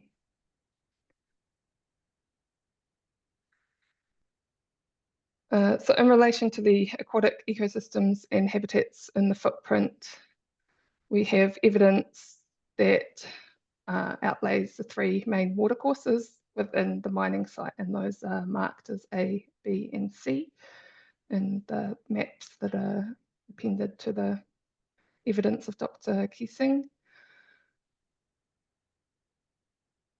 It's evident in both of those briefs of evidence that all of these watercourses are habitat for Indigenous fauna, or lesser so for watercourse A, but certainly for watercourse B and C, where banded kakapo and eel have been found.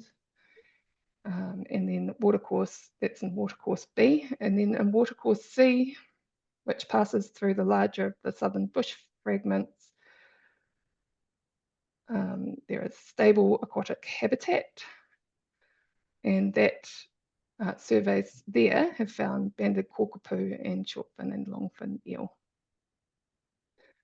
So in relation to those habitats, ELI considers that policy 9 of the MDSFM is relevant to this proposal in the context of these watercourses, and should be had regard to as part of the exercise of applying section 104(1)(b). Just on that question, does the MPSFM, what's the statutory authority of the minister to make an MPSFM in respect of a water body that is not a river?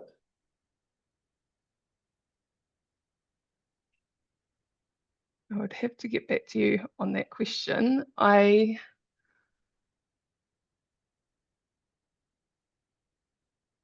note that in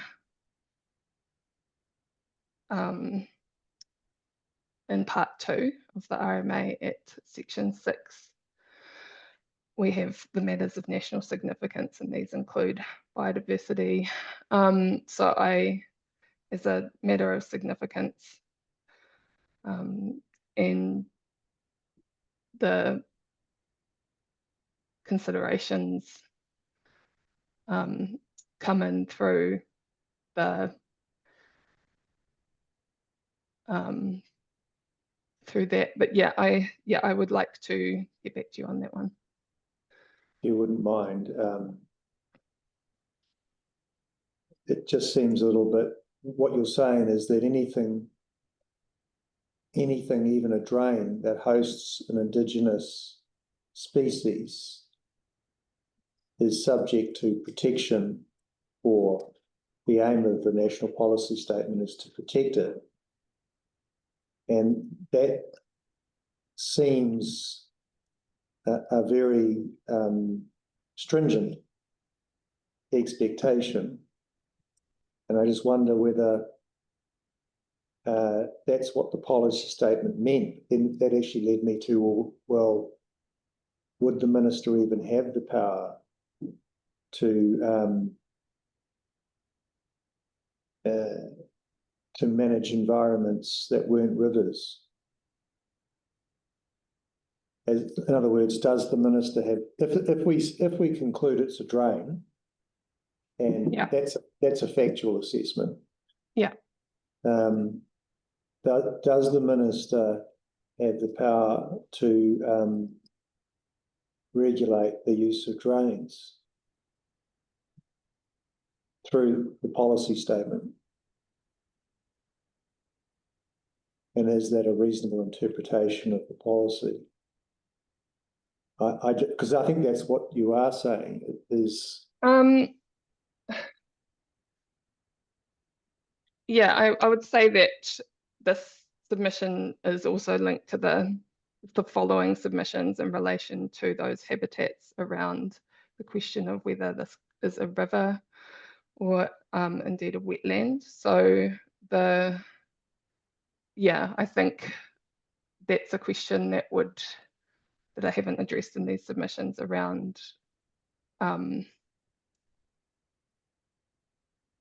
a factual finding that this is neither of those things. Yeah. So yeah, I'm happy to follow up on that. But, yeah, so just that I could be clear, if you are saying on a factual finding, if we find it's not a river, does your submission still stand? And if it does stand, you can address those questions that I've raised. Yeah, I'd like to make one point here as well, that in relation to that particular waterway, waterway C, I've made a submission about whether that may be a river. However, there's also broader submissions in relation to the level of information about wetlands on the site, and how, the extent to which those have or have not been identified. So those submissions also sit over top of that question as well.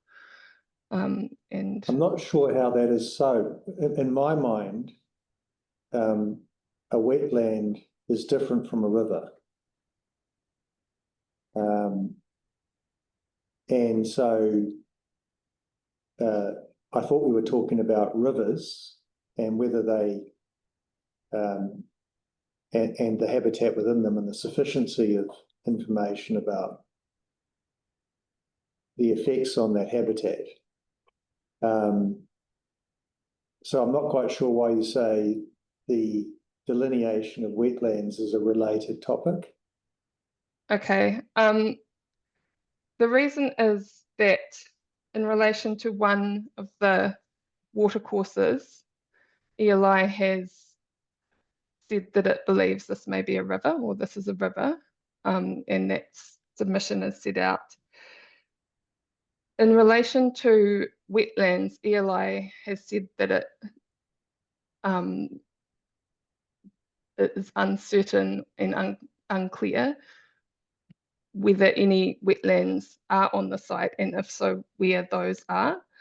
So we have 3 of these features which harbour ecosystems which represent fauna which is adapted to a wet environment. And so of those, whether any fit by definition a wetland is also a question that needs to be answered. So that's a broader. Oh, I see. So that's an alternative. If it's not a river, it may still be a wetland. Yeah, I don't know if I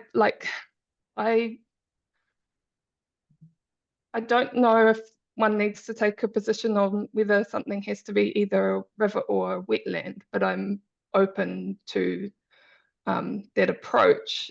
But yes, in the alternative of this sea is not a river, then the question would be if it's one of the areas that may be a wetland. Yeah. Well, you may be right. You may be right, because in the sense that Te Wharewhare is a combination of a river, a wetland, and the delineation is probably too binary. But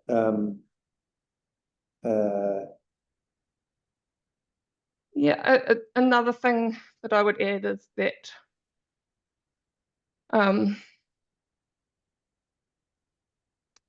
relevant to rivers and wetlands are considerations of their margins. And I come to that a little later in relation to the Te Taipōtini plan, but also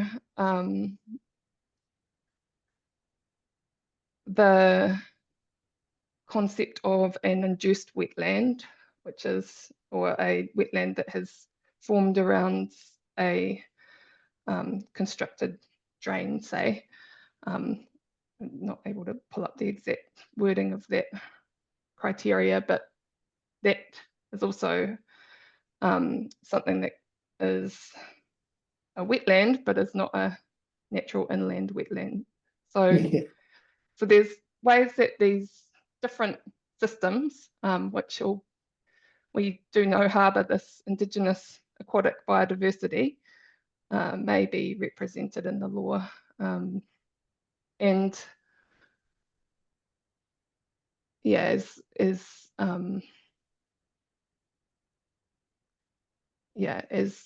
it stands, I don't think it's necessary to necessarily categorize each into a particular category, but ELI has taken the position that it believes that stream C could be or should be recognised as a river. right. And is that the one that bisects the site? And the photograph record shows it was formed in about the 1980s. Is that? Yeah, the longest one is stream A, so that would be the one that bisects, and stream B is the shorter one that connects to that. Sorry, stream C is a shorter one that connects to that above the cut through. Maybe I should. So where do I find the photograph that shows that? You refer to Dr. Keesing's evidence. Was it in his evidence or? Yeah, I have. It's one of the places I haven't put a reference. It's just, sorry, perhaps they're in That's A, B, and C to mark where the ranks were. Okay, so I'll just pull that up.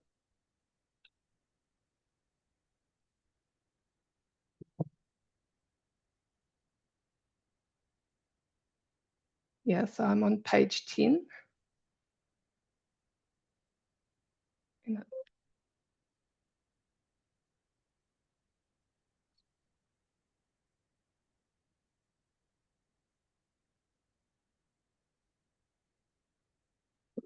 Paragraph 40, Dr. Keating's evidence. what attachment is it? Figure 3 of the I know the, on the website, what attachment is the? Oh, it's a, So you're focusing on C, is that right? yes. Right. So, yeah, so to take you to that now, I'll skip through to the potential rivers submission. And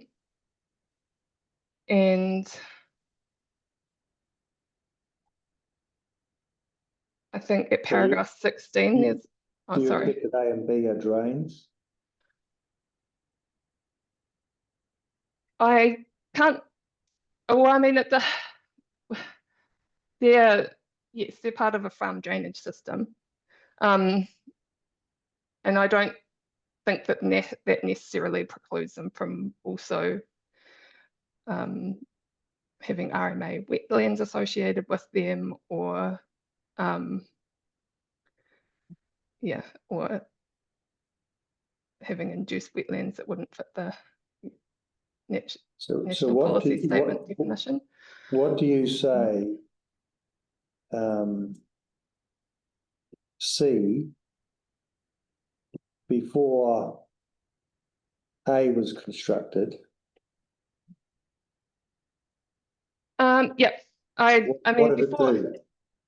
so we heard, I think on Tuesday or Wednesday was the hydrology evidence, which gave kind of overlay of the features of the site and how the hydrology of these dune hollows may have looked, and an analogy was drawn that the perched wetland on the southern boundary would have been continued, that kind of feature would have been continued into the, as you know, in similar ways throughout the site that we're talking about. And I think Dr. Keating discussed yesterday, or the idea of these beads of dune hollows. The hydrology evidence was that underneath the perched wetland to the south is a less permeable situation, and that is contributing to that wetland. So in ELI's view, there's these dune hollows would have, the evidence showing that these dune hollows would have been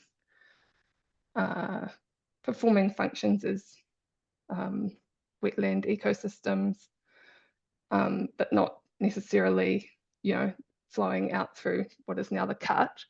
But the cut has now modified those into a water course that flows. So it's not an entirely artificial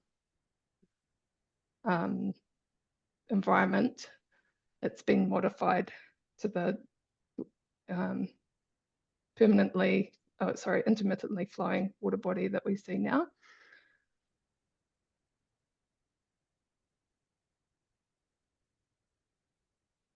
It just seems to me that it's more likely to fall in the definition, if anything, of a wetland than a river.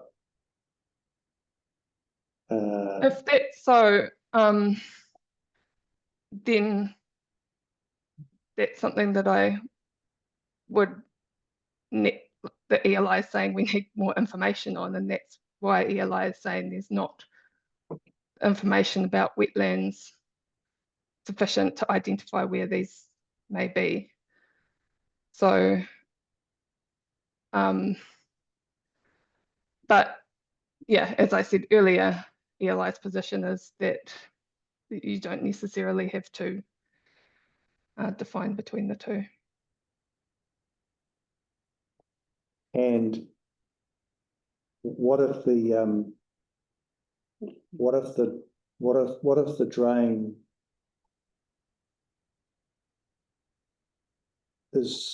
looks like and it is a drain, like in the sense that it isn't a hollow. It might follow a hollow, but it's actually a formed drain. Where do we go to from there? Well, our my submission is that the characteristics of that watercourse have been described in Dr. Keesing's evidence. It holds water for a lot of the year. It has a stable aquatic habitat and runs through bush fragments in a clearly defined bank and bed, and it has these aquatic indigenous fauna that reside there. So Mr. Keesing has described that as a naturalized system, and so yeah, to the extent that that resembles a drain, that is not what the evidence is saying. I see. So you're saying paragraph 40, second half of that paragraph talks about a more naturalized system. But again, it comes to my point that if anything, it's an old dune hollow, which might qualify as a wetland subject to assessment, but not a river. Yes, that's and ELI is saying that the natural flow, the intermittently flowing nature of that body of fresh water, which is the precursor of the river definition, lends itself to a definition of a river. So it's inviting you to consider that that might be so. Okay. Yeah. I now understand your point about a wetland and river point is not necessarily a clear demarcation. It clearly isn't in this case.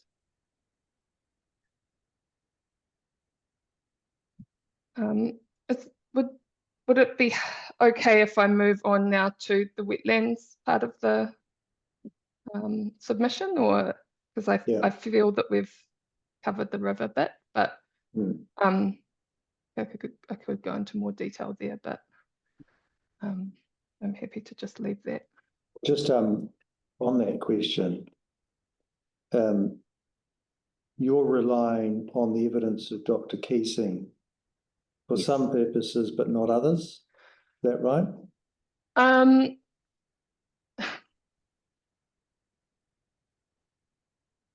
No, I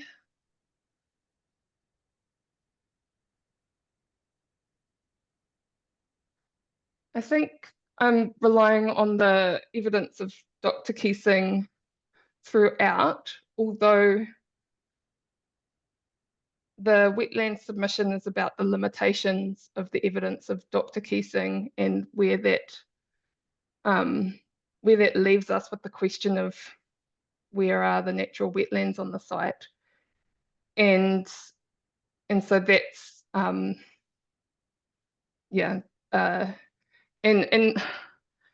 well, he concludes it's not a river after providing the evidence. Well, so you do accept some of his evidence, but not other parts. I think it's the same point in relation to the the definition of a river in the RMA is set out as being a intermittently flowing body of water that does not including a stream or modified watercourse, and then the question of whether that has Mr. Keesing's evidence has referred to there being no source for the river, no spring-fed source. So the question that I've asked is, where does the question of a spring-fed source or a source for that intermittently flowing body of water come into that definition? So it's applying those facts to the definition within the RMA. But yes, I acknowledge that Mr. Keesing has included that it's not a river.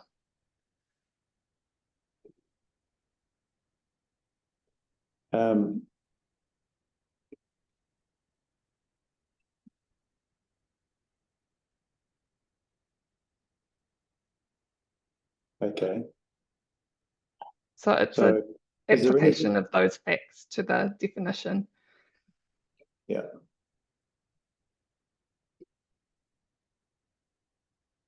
Okay. So the wetlands submissions cover two kind of key points that I want to make, and the first is the difference between wetlands and the RMA and natural inland wetlands in the MPSFM. And just to make the point that natural inland wetlands are RMA wetlands, but a subset of those with certain kinds of wetlands excluded. So the excluded wetlands are to do with pasture and relevantly here, and also induced wetlands. And ELI's primary concern in relation to wetlands is it's not possible to understand the extent of the wetlands or natural wetlands, inland wetlands on the site that will be or the natural inland wetlands, sorry, on the site that will be destroyed as a result of the mining activity and their values. And this is of concern because of the potential for some or all of that remnant forest area to have important wetland forest ecosystem in it. ELI has a sort of sub-concern that it's a related but not as prominent concern that it's also not possible to understand the extent of wetlands on the site for the purpose of the RMA, and those water bodies are relevant to elements of the proposed Te Tai Potini plan.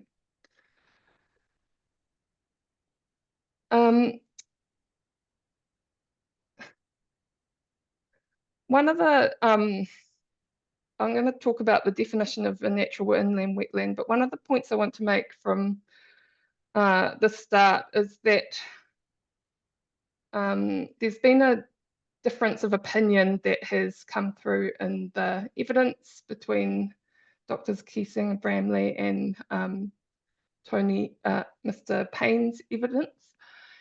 And ELI's position is that this difference of opinion was evident at the initial point when the Section 92 report was written by Mr. Payne, and that at that time further information was sought to resolve that difference or the dispute. And so the tool for doing that is to kind of make a more objective assessment when there is that kind of dispute is the wetland delineation protocol, and that's a process that is set out in the MPSFM for resolving the dispute. So the protocol is a tool that could have allowed the applicant to satisfy some of those information requirements that ELI says are persisting, and therefore hamper the ability to have sufficient information to grant the consent under Section 1046. So that's just some contextual point as to where ELI's submission's coming from. I've set out the definition of natural inland wetland at paragraph 25. Regulation 45D of the NESF requires that a resource consent as a discretionary activity for vegetation clearance, earthworks and land disturbance within a 10-metre setback from natural inland wetland for the purpose of extraction of minerals and ancillary activities. And then for mineral extraction, the NPSFM essentially enables activities that don't protect and do impact the values of natural wetlands if they meet the criteria that are listed there. The activity is necessary for the purpose of extraction, that it will have significant national and regional benefits, functional need test, and the effects management hierarchy. And just pointing out that this is a similar framework that the Supreme Court considered in its recent East-West Link decision. On the evidence before the panel, we have firstly Mr. Payne's ecological peer review, which provides photographs of potential wetlands within the proposed footprint, both in pasture and in kahikatea forested areas. And during the site survey conducted for the peer review by Mr. Payne, Mr. Payne identified numerous areas where natural inland wetlands are present west of the escarpment, with pasture within pasture, including that remnant kahikatea swamp forest that has been a point of disagreement. And he identified numerous areas in his peer review report. The evidence of Mr. Payne's position is now that an unknown extent of natural wetland is within the proposed mining footprint. And the Section 42A report writers have recommended that further information is sought to delineate wetlands within the proposed mining footprint. So in response to these findings, the applicant's ecologist has undertaken further on-site surveys, but these appear to be limited. They're focused on the potential presence of natural inland wetlands, and they don't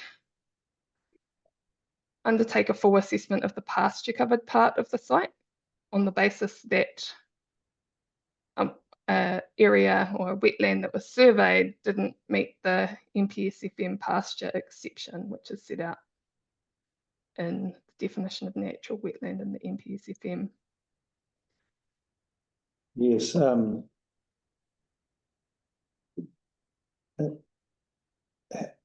do you say the pasture exclusion is to be applied?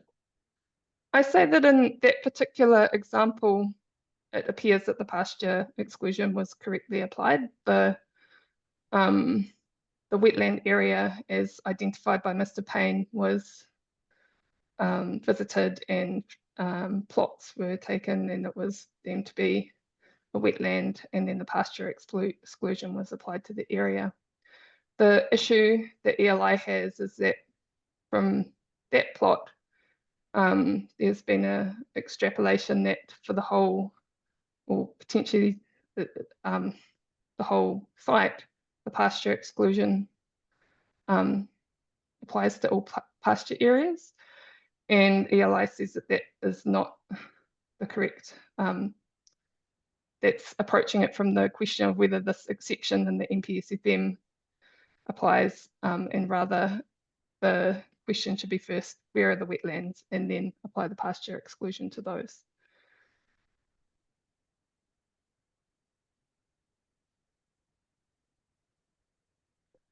Okay. And that point applies to the wetlands that are within. I understand that there's, and this might be something for further understanding, but I understand that that position relates to the pasture parts of the site rather than the forested fragments. Yeah. In Mr. Payne's assessment at 2.7 of his ecological peer review, which is the different from his statement of evidence, or his section 42A report, I should say. He says at 2.7, the assessment and classification of watercourses within the site is accurate. Yes, and I understand that that was in relation to A, B, and C. Yeah. So, again, are you relying on Mr. Payne for some purposes and not others? In other words, doesn't he then address the river point? He's really talking, he's really viewing it as a potential wetland rather than as a river. yes, I mean, yeah, as I said, again, that's the same answer that I would give in relation to Mr. Keesing's evidence, which is that ELI has applied the facts of the described environment to the definition in the RMA. And so that's whether those factual findings apply to the definition of river. To what extent is the definition, though,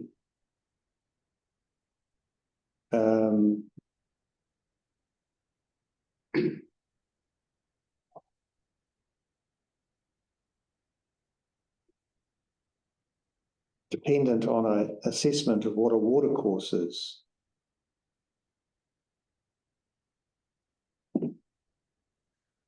I mean,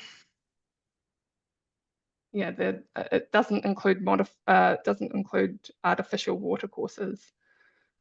You wouldn't call a wetland a watercourse.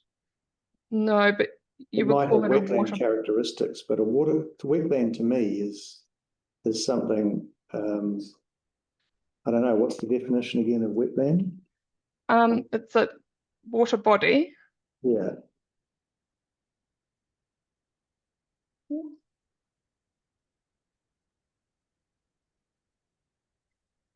Yeah, it's a water body. Let me just put it here.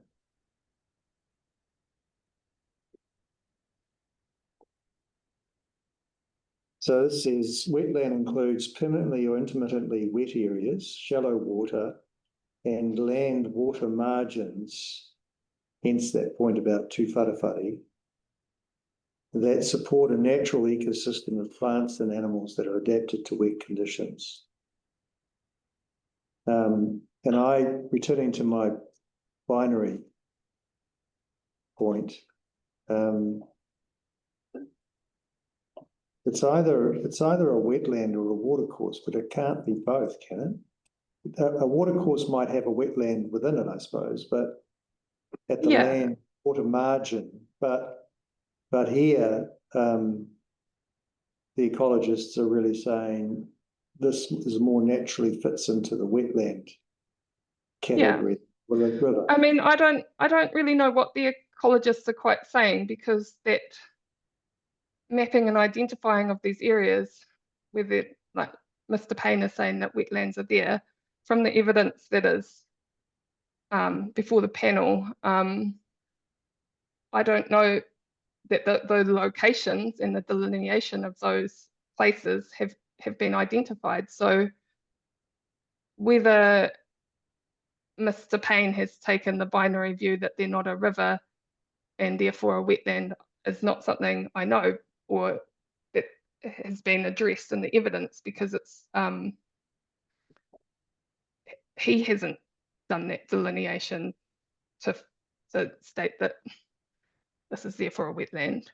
And Mr. Keesing's evidence has done some analysis, and has identified small areas across the farm that would meet the definition, but are said not to be wetlands. So, and that's as far as the knowledge of the places that wetlands are and the delineation of them that is presented to us. So it's, yeah, I don't know that you can say that Mr. Payne concluded that because this is a river, it's not a river, it's a wetland, because we still don't know where those wetlands are thought to be.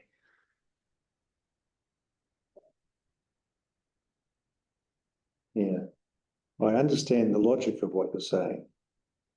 It just makes our job a little bit harder. I'm sorry about that, but That's yeah, okay. I mean, it shows the importance of even if something is found not to be a wetland under the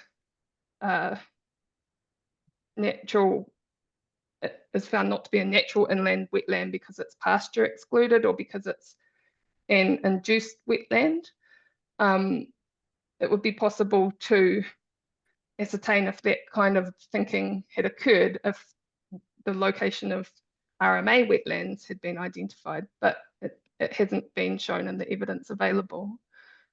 We just know there are small patches that might fit the, or that technically fit the wetland delineation criteria, and we don't know where those are. And yeah, further to that, we know that the evidence of Dr. Bramley sets out that there's an uncertain extent of induced wetlands on the site. So to the extent that it's assumed that those are wetlands, but they're not natural inland wetlands because they're induced, we don't know that applies to these drainage systems or not. So in relation to that, do you say they should plot every area on the site where non-Indigenous facultative species exist that may qualify as a wetland, then do a transect in accordance with the pasture exclusion protocol and determine whether they qualify as wetlands or not, as opposed to saying these species typically arise in wet pasture areas. We see that they are situated within a pasture that on a transect assessment will clearly result in the pasture exclusion, and therefore we don't need to do the exercise. I mean, with the pasture wetlands, ELI would say that the issue doesn't need to be resolved with that level of investigation. The Section 92 review set out that there was areas that on initial viewing met that rapid test question of looking like a wetland and or having the vegetation that appears to be wetland vegetation, hydric. And so it would be those areas that ELI would expect you would go and look and do transects of and apply the wetland delineation tool. And any,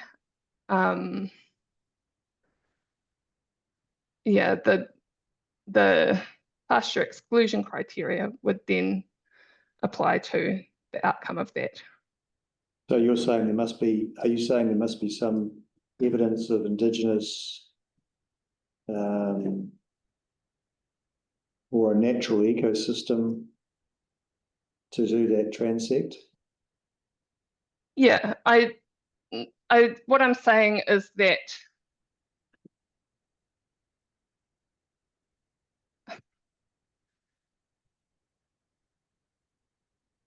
I mean, I think it's a step further back from there because we don't have the information about where the, those spots exist within the pasture. So, and whether that question's been asked. So whether there is Well, we did ask Dr. Keesing, what did you do? And he said, I went around and looked at them, and mostly there were wet areas of buttercup. And my ecological assessment is they would not be described as natural ecosystems of plants and animals within the meaning of a definition of wetland, but that they would qualify as under the wetland assessment protocol using wet areas, soils and facultative species. But I simply excluded them because they weren't in any sense natural ecosystem plants. They were simply wet areas, a la hydric soils, with colonising non-natural species within a pasture. And my question is, do you say that things like wet buttercup areas should be delineated and the protocol applied for pasture exclusion, or do you accept that to some extent there is room for an expert like Dr. Keesing to evaluate in the field what they're seeing and say, I need to be satisfied as a starting point that what I'm seeing here is a natural ecosystem of plants and animals adapted to wet conditions? Yeah, I accept that there is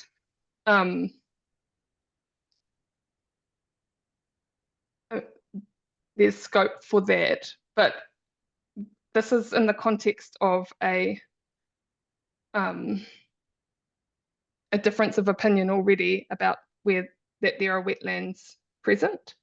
So I think that in that context, the request has been made, and I think reasonably, to apply the delineation protocol to then resolve that dispute. So to the extent that one follows the protocol, I think that those areas would be delineated and then the pasture exclusion applied. And am I right that the applicant only refused to do that for every area that was buttercup, but it did not refuse to do that in relation to the indigenous vegetation where it was identified as potentially also a natural inland wetland? Can you repeat that? That they refused to do that? The applicant refused to provide further information as to the general assessment of the other areas, but in relation to the suggestion by Mr. Payne that there was a natural inland wetland within the indigenous vegetation that was proposed to be removed, they did in fact do an assessment of whether in fact it was a natural inland wetland. Yes, they did for one part of that, or one wetland. Presumably, so yes, I don't think that pasture exclusion approach applied to the kahikatea. No. No. So they didn't. They didn't do it. They didn't. So the applicant. Am I correct that the applicant said, "Well, that's a reasonable request in relation to the kahikatea, but not in relation to the other areas we identified as."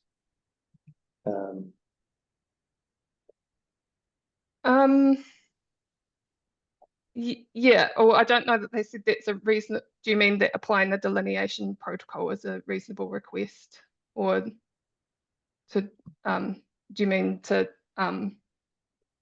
address each one individually? Well, I'm just wanting to establish factually, in response to the RFI, is it your understanding that the applicant did supply further information in relation to the kahikatea area? Yes, they did supply. Yeah. So and that's where we think there's also gaps though, because that information related to one area that Mr. Payne had identified.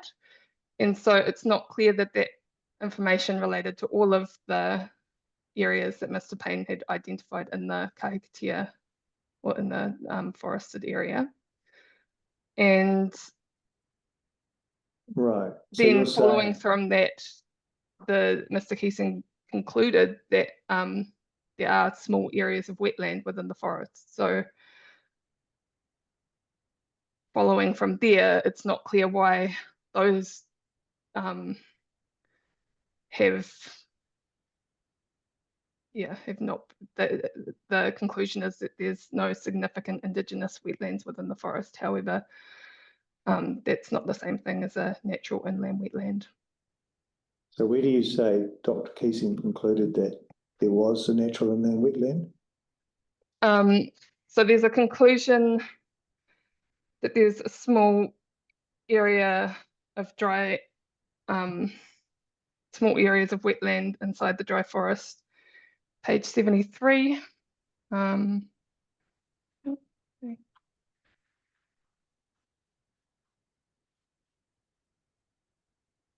That paragraph 73.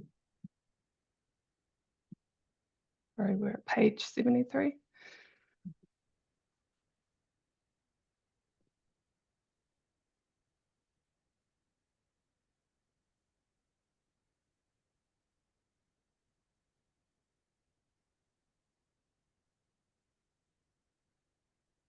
All right, I need to find that reference. My statement only goes to page 63. Yeah. Oh, okay. Okay.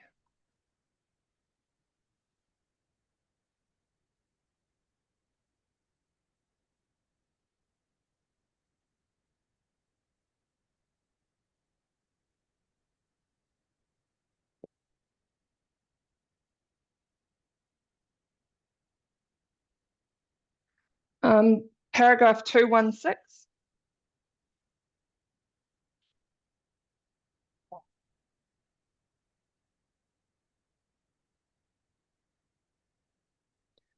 So the point there is that it's not clear why something that meets the definition of the NPSFM or the that's concluded to be a wetland is not a wetland in that instance. And there's no comment about how many of those kinds of small areas, whether those small areas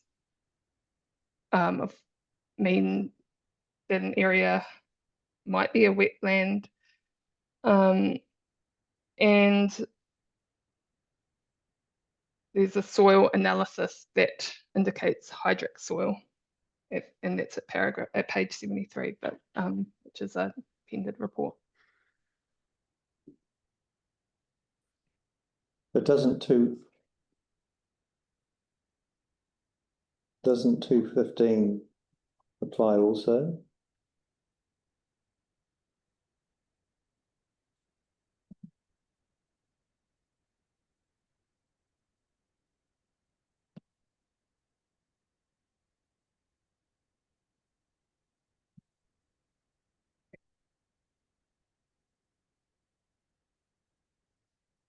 It may apply to some of the places where Mr. Keesing has examined. However, it's not clear why he makes the statement that there are small areas of wetland inside the drier forest. Well, that's because he's done a transect and he's said at the 2x2 scale, you do tick the box, but if you look at it across a transect, you don't get to that threshold. And that's how I interpret what he's saying. And that's the whole point about a transect. The function of a natural inland wetland isn't to capture every 2x2 metre square plot that might be wet and qualified, but something which functionally operates as a wetland ecosystem. And he's saying the only way you do that is by a transect, and I've done that. And they're a little, I mean, Dr. Keesing, he's trying to describe an ecological assessment within a legal construct, and he says, while it could be wetland, it's not a wetland. Now, to us, that sounds contradictory, but I understand what he's saying. He's saying, according to the methodology for that, it would qualify in these places, but across the transect, it doesn't. So it's not. And that is consistent with the methodology.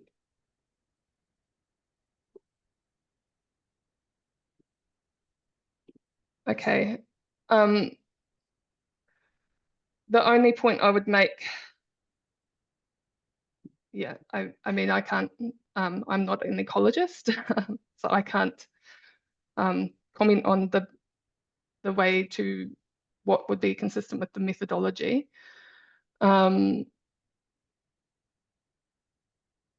However, the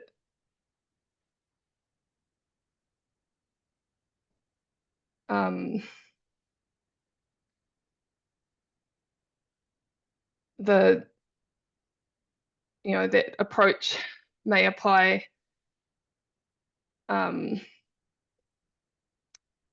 correctly in that context of sorry, what I'm going to try and say, I mean, on the southern border of the property, we have an example of a perched wetland that's within the forest, in the dry forest, and is a wetland. So the point that yeah, it's just a point that this is not something that is outside of the realms of the ecosystems that have been described in the top of the escarpment. Oh, that could be a slightly dangerous extrapolation. Okay. Because we haven't done a site visit. Okay. And we don't know what the formation is underneath the scenic reserves. But the evidence we have from Mr. Recker is that the wetland in the scenic reserve is driven not by the land form, where you would expect a whole lot of these throughout the scenic reserve, but in a specific geological formation. And I understood that the ecologist said that the areas within the site would have from time to time become wet areas through landform, but largely dominated by facultative species that are adapted to wetland, to those wetter conditions, but they wouldn't qualify as a wetland. So I'm slightly resisting the idea that I can draw the inference from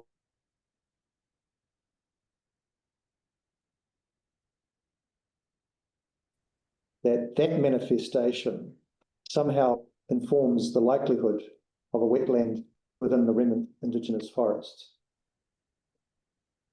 Yeah, I think that's maybe a question to put to others with that expertise.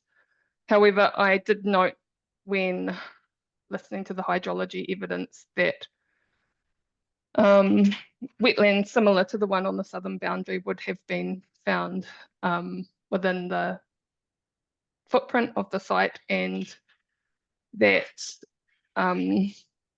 that existed prior to pasture development. So to the extent that there's still kahikatea areas on the site, that's the question that remains. Yeah, I mean,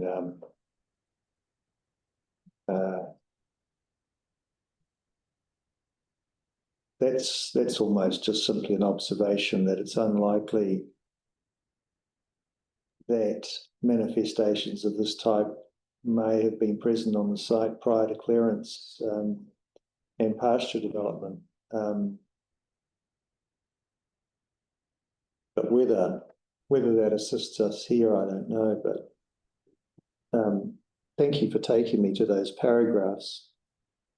Because I'm understanding your points a lot better now that I engage with conversation. I'm sorry that it's It's all right. such an interactive thing, but it's because I'm trying to understand what you're saying. No, that's fine. And is that, are you happy to move on to the next part of the submission, which would be the effects on Indigenous fauna species? Yep. Okay, so just to outline the Indigenous NPS, Indigenous biodiversity is to maintain Indigenous, the objective is to maintain Indigenous biodiversity across Aotearoa, New Zealand, so that there is at least no overall loss in Indigenous biodiversity. And there's a range of policies that give effect to that objective. And I've listed some which ELI considers the most relevant to each of the species addressed in this submission. And I'll just skip now to the fauna management plan, which is a discrete point. The conditions of the fauna management plan as proposed require it to include details of relevant fauna likely to be present on the site, including a description of threatened and at-risk Indigenous fauna likely to be present. So ELI is concerned that species that have a low likelihood of being present on the site but are not required to be, may not be required to be detailed as relevant under that condition. So just making the point that that those kinds of species that have a low likelihood that may be present should also be provided for. And there's a few of those that have been identified in the evidence on this application. And that approach is consistent with adopting a precautionary approach to adverse effects. One of the species that I want to address is the brown mudfish, and the evidence points to there being a low likelihood of these being present. However, their status is at risk declining, and it means that if they are in fact present, the loss of habitat and or species as a result of the activity might occur, or specimens. The potential is that that would have a high impact. So ELI is saying that the conditions of the consent need to be set up to address the impact of these species, and supports a baseline study of waterways, adjacent waterways before the works commence, which has been sought by DOC, and including that as a requirement, condition of the consent. And there's also a further information request in the Section 92 report about adopting a methodology that's for the management of brown mudfish that's consistent with the DOC specific mudfish methodology. So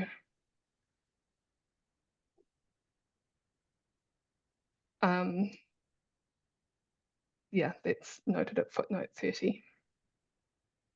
So where is the mudfish likely to be present, or may be present but is not known? Mr. Payne set out a range of potential habitats, which were quite wide-ranging in the Section 92 report. Mr. Keesing has looked at the some parts of the Kahikatea, or a part in the Kahikatea forest. However, hasn't found any. So the yeah, the point is to conduct a thorough baseline survey, really, of the, as requested by DOC. What he says, he being Dr. Keesing, says at 1185, I've surveyed the drainage system on the farmland and we collected eDNA in the tūwharewhare downstream, as well as other existing fish data. The downstream eDNA recognised long and short finial, inanga, goldfish, perch, redfin bully and common bully. The species DOC raised concern about have not been identified in the tūwharewhare catchment, let alone in the poorly connected drainage feature of the application property. Okay, that addresses that concern. I think that's a fair assessment.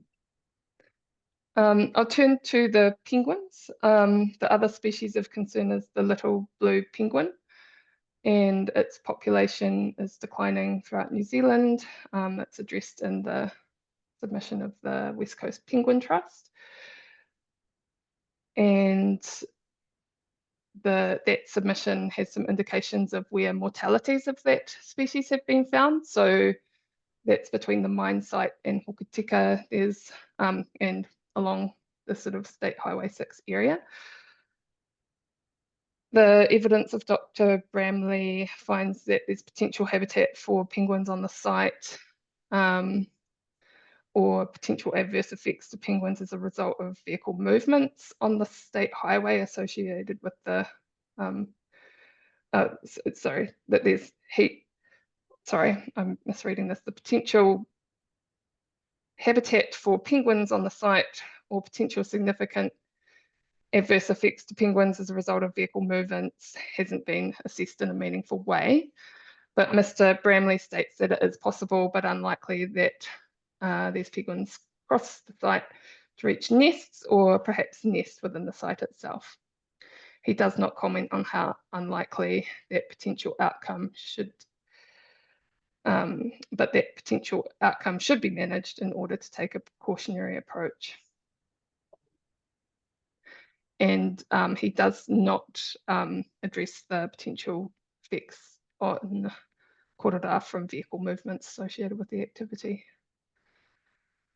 And we've been hearing about the vehicle movements earlier today.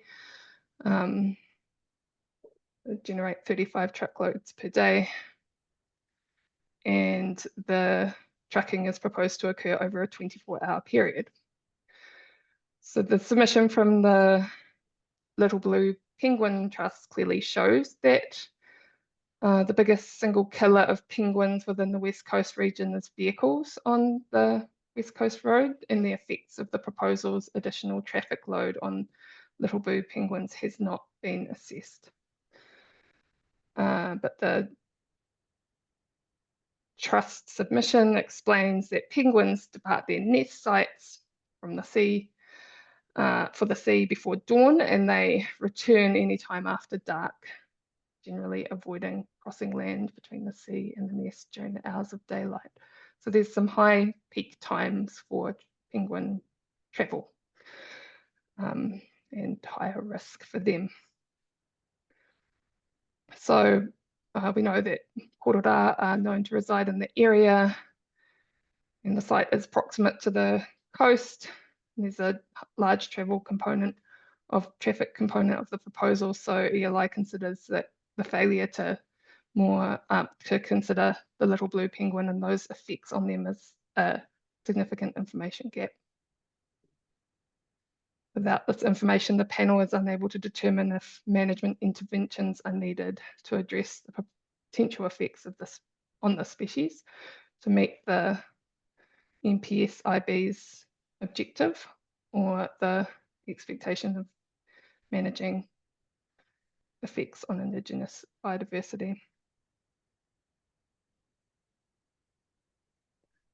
So the applicant has proposed through the evidence of Mr. Bramley, Dr. Bramley, the monitoring of the site for Little Blue Penguin and the development of a management response has been proposed, but that hasn't been articulated in any more detail.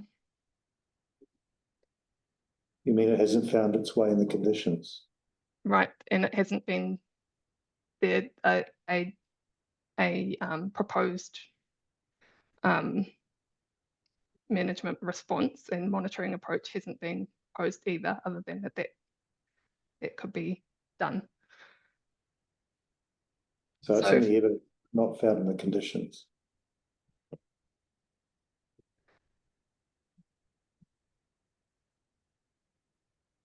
Is it in the evidence of Dr. Bramley? Yeah, I think you said Dr. Bramley's addressed it in his evidence. No, but- he has a paragraph in his evidence which says, sorry, I'll just bring you to that. It's at paragraph 84 of his evidence. I'll just bring it up.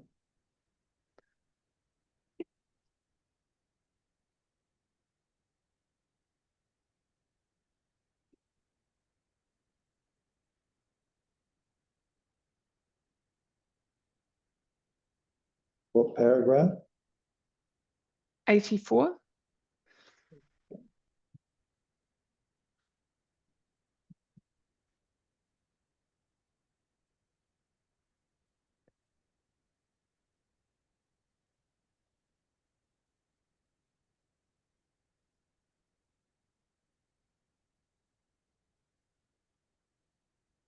So that's yeah, So he that's does the, mention that's, it in the evidence.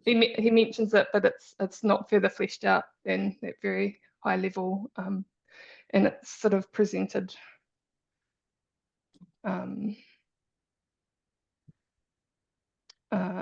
if as if required, and we would say that would be required.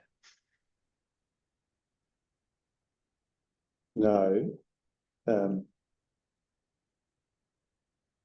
What he's saying is the if required relates to development of a management response, not to if required for the monitoring. Monitoring of the site for a little blue penguin and development of a management response, if required, would be an appropriate way to address this risk. Correct, yeah. So we're saying that Should be reflected in the conditions. Yeah. Okay. And just one little thing about that I'd like to point out as well is that the comment there is around the site itself. The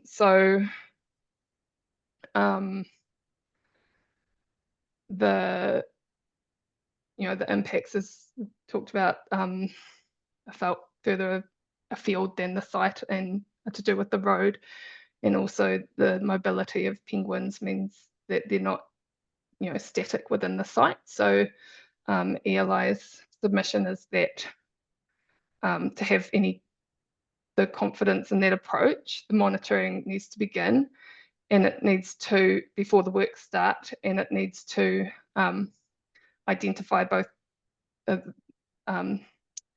within the site and further adjacent areas within that monitoring.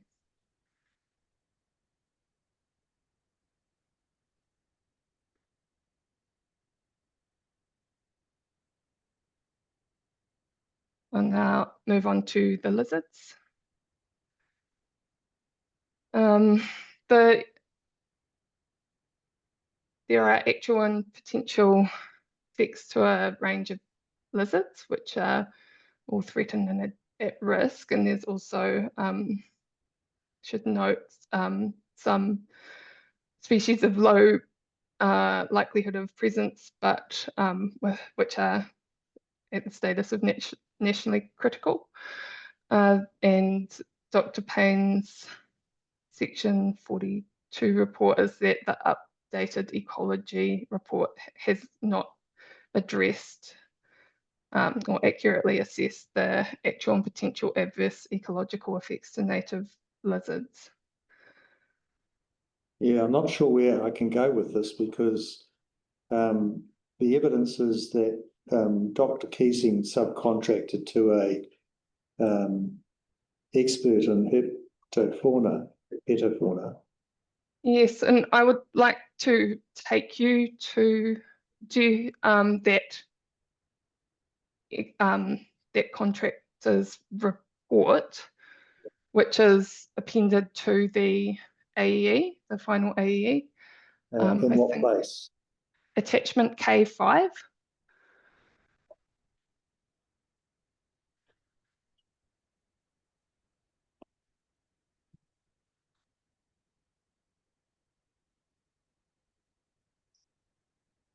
Is that in an RFI response or?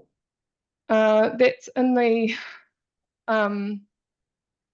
no, so the final AEE was updated following the Appendix RFI, and then yeah, I have got it. so I just want to draw attention really to the key findings near the end of that document. I'm not sure the exact page number. Sorry, I can find that if needed, but the that report says that the distributions of Hokitika and Kapatia stink are poorly understood, as they are only known from very few locations.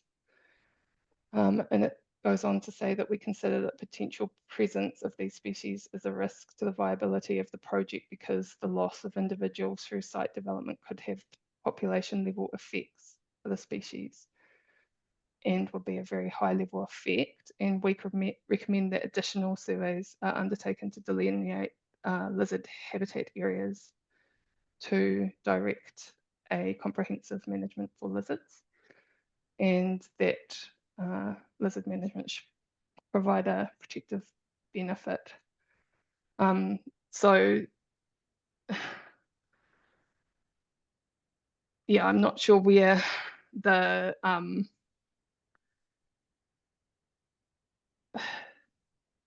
yeah, I'll just leave that there.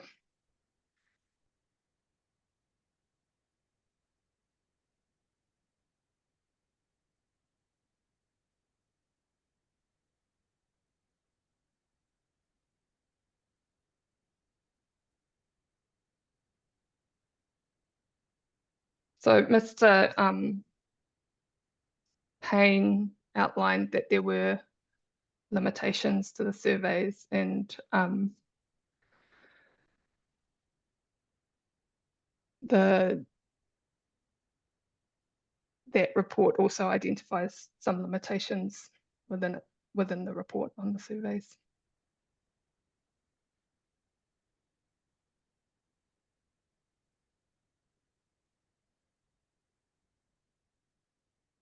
But you know, I see what you're saying. This is in section 5 under key findings. But there's a sentence in the first paragraph: due to the low detectability of lizards and the limited ability of current monitoring tools to detect these species, coupled with their low density, we cannot exclude that lizards are present.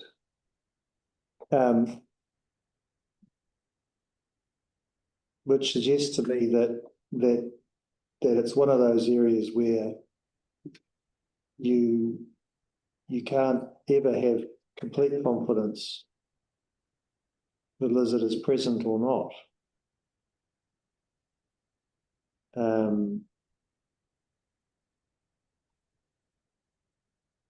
That might be so, and you know, it's certainly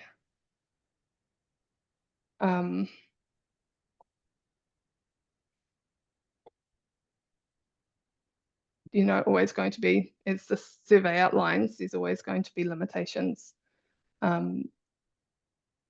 But the recommendation for additional surveys to be undertaken to delineate lizard habitat areas and to direct comprehensive management for lizards seems to be quite specific.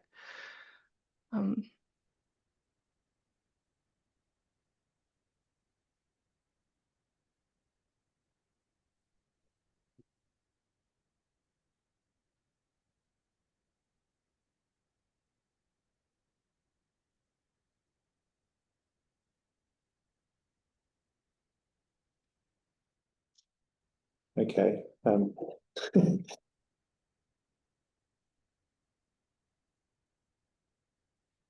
So What did they think they were doing? Because it's got here, table 2, nocturnal VES survey summary. And then it's got 3 results. 6/11/2023, no lizards detected.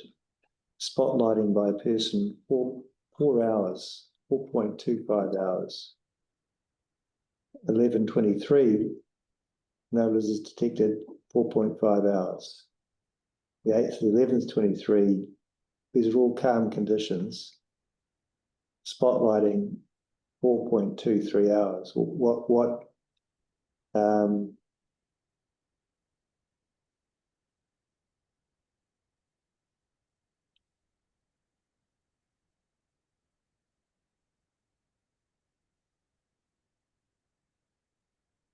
What does more surveying look like? You don't know. You're just sort of saying that I'm just saying that that's what that says. that's what he said, or she said. Mm.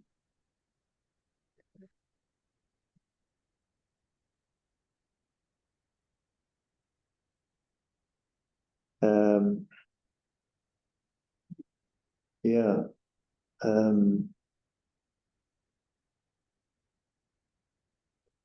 Okay, well, I guess we'll have to look at the question of how much surveying is enough surveying to reach a confident level of assessment. Yes, and the submission is that should align with a precautionary approach. So just to conclude, despite what you've heard today, ELI is not inherently opposed to the activities on the site. However, considers that if it is to occur, it's essential that the potential effects are properly understood.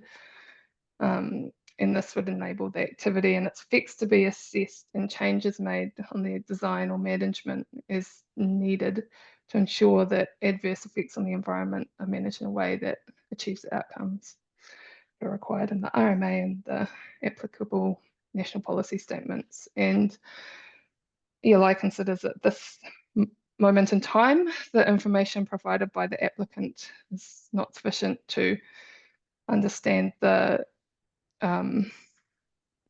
enough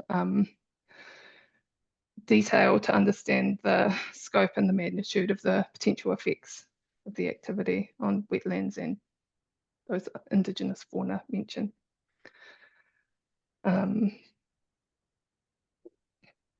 As a result, it's also not possible to determine if the project requires other consents and if it complies with the directive provisions of the NPSFM about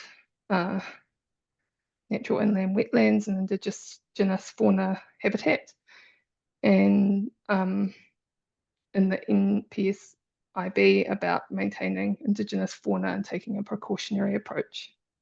These matters need to be considered under the section 104. And at the moment, ELI says that it's not possible to do that. The applicant has had an opportunity to fill these information gaps and it has not yet done this. And at the moment, the result is that is submitted that the panel should exercise its discretion under 104.6 and decline the application. If the panel opts to provide the application with an opportunity to provide further evidence, ELI would like to respond to that. Thank you. One question. Yeah. Good morning, Mr. Tini. Mark Geddes here. Just one question. Just in relation to policy 9 of the NPS freshwater. Do you interpret that as a mandatory direction to protect the habitat of indigenous freshwater species, no matter how important or unimportant those species are? whether the freshwater body is original or modified or artificial, and no matter what condition that water body is in.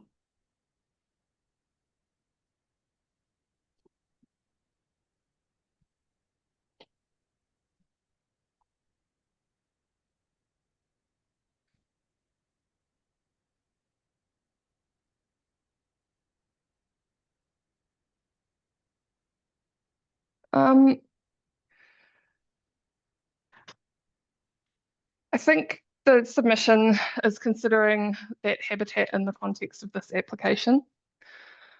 So, and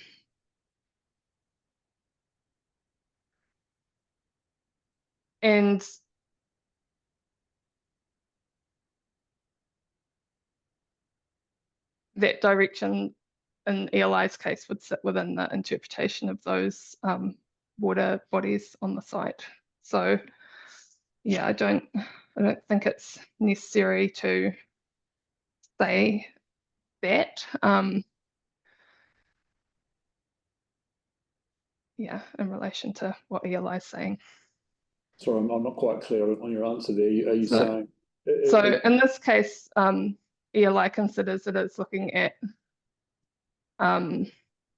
Indigenous biodiversity that sits within a river or potentially wetlands. And so the question of whether it doesn't matter where the habitat sits within or the significance is not, it's not the way that that's been applied. Yeah. And just in terms of the EPS in general, my understanding is that we're to have regard to it under Section 104 rather than give effect to it as you would if you were making a plan. Is that your understanding? Yes. Yeah. Well, thank you very much. Thank you. Yeah, thank you very much, Ms. Centini. That's been a very interesting and thoughtful conversation and discussion. Thank you. Enjoy your site visit later today. Yeah, thank you. Have a good day.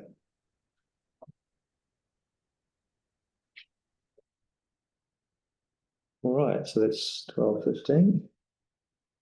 And I suppose we can have lunch now here and then go off on our site visit. One of us has to go and change. I'm okay as I am. I'll just look at my boots. You've got what you need. Are we all going in one vehicle, or we just? That's my question to you. Would you like to travel with us from here, or would you like to meet us on site to give yourselves freedom to perhaps have a look around the boundaries of the roadway that was discussed this morning?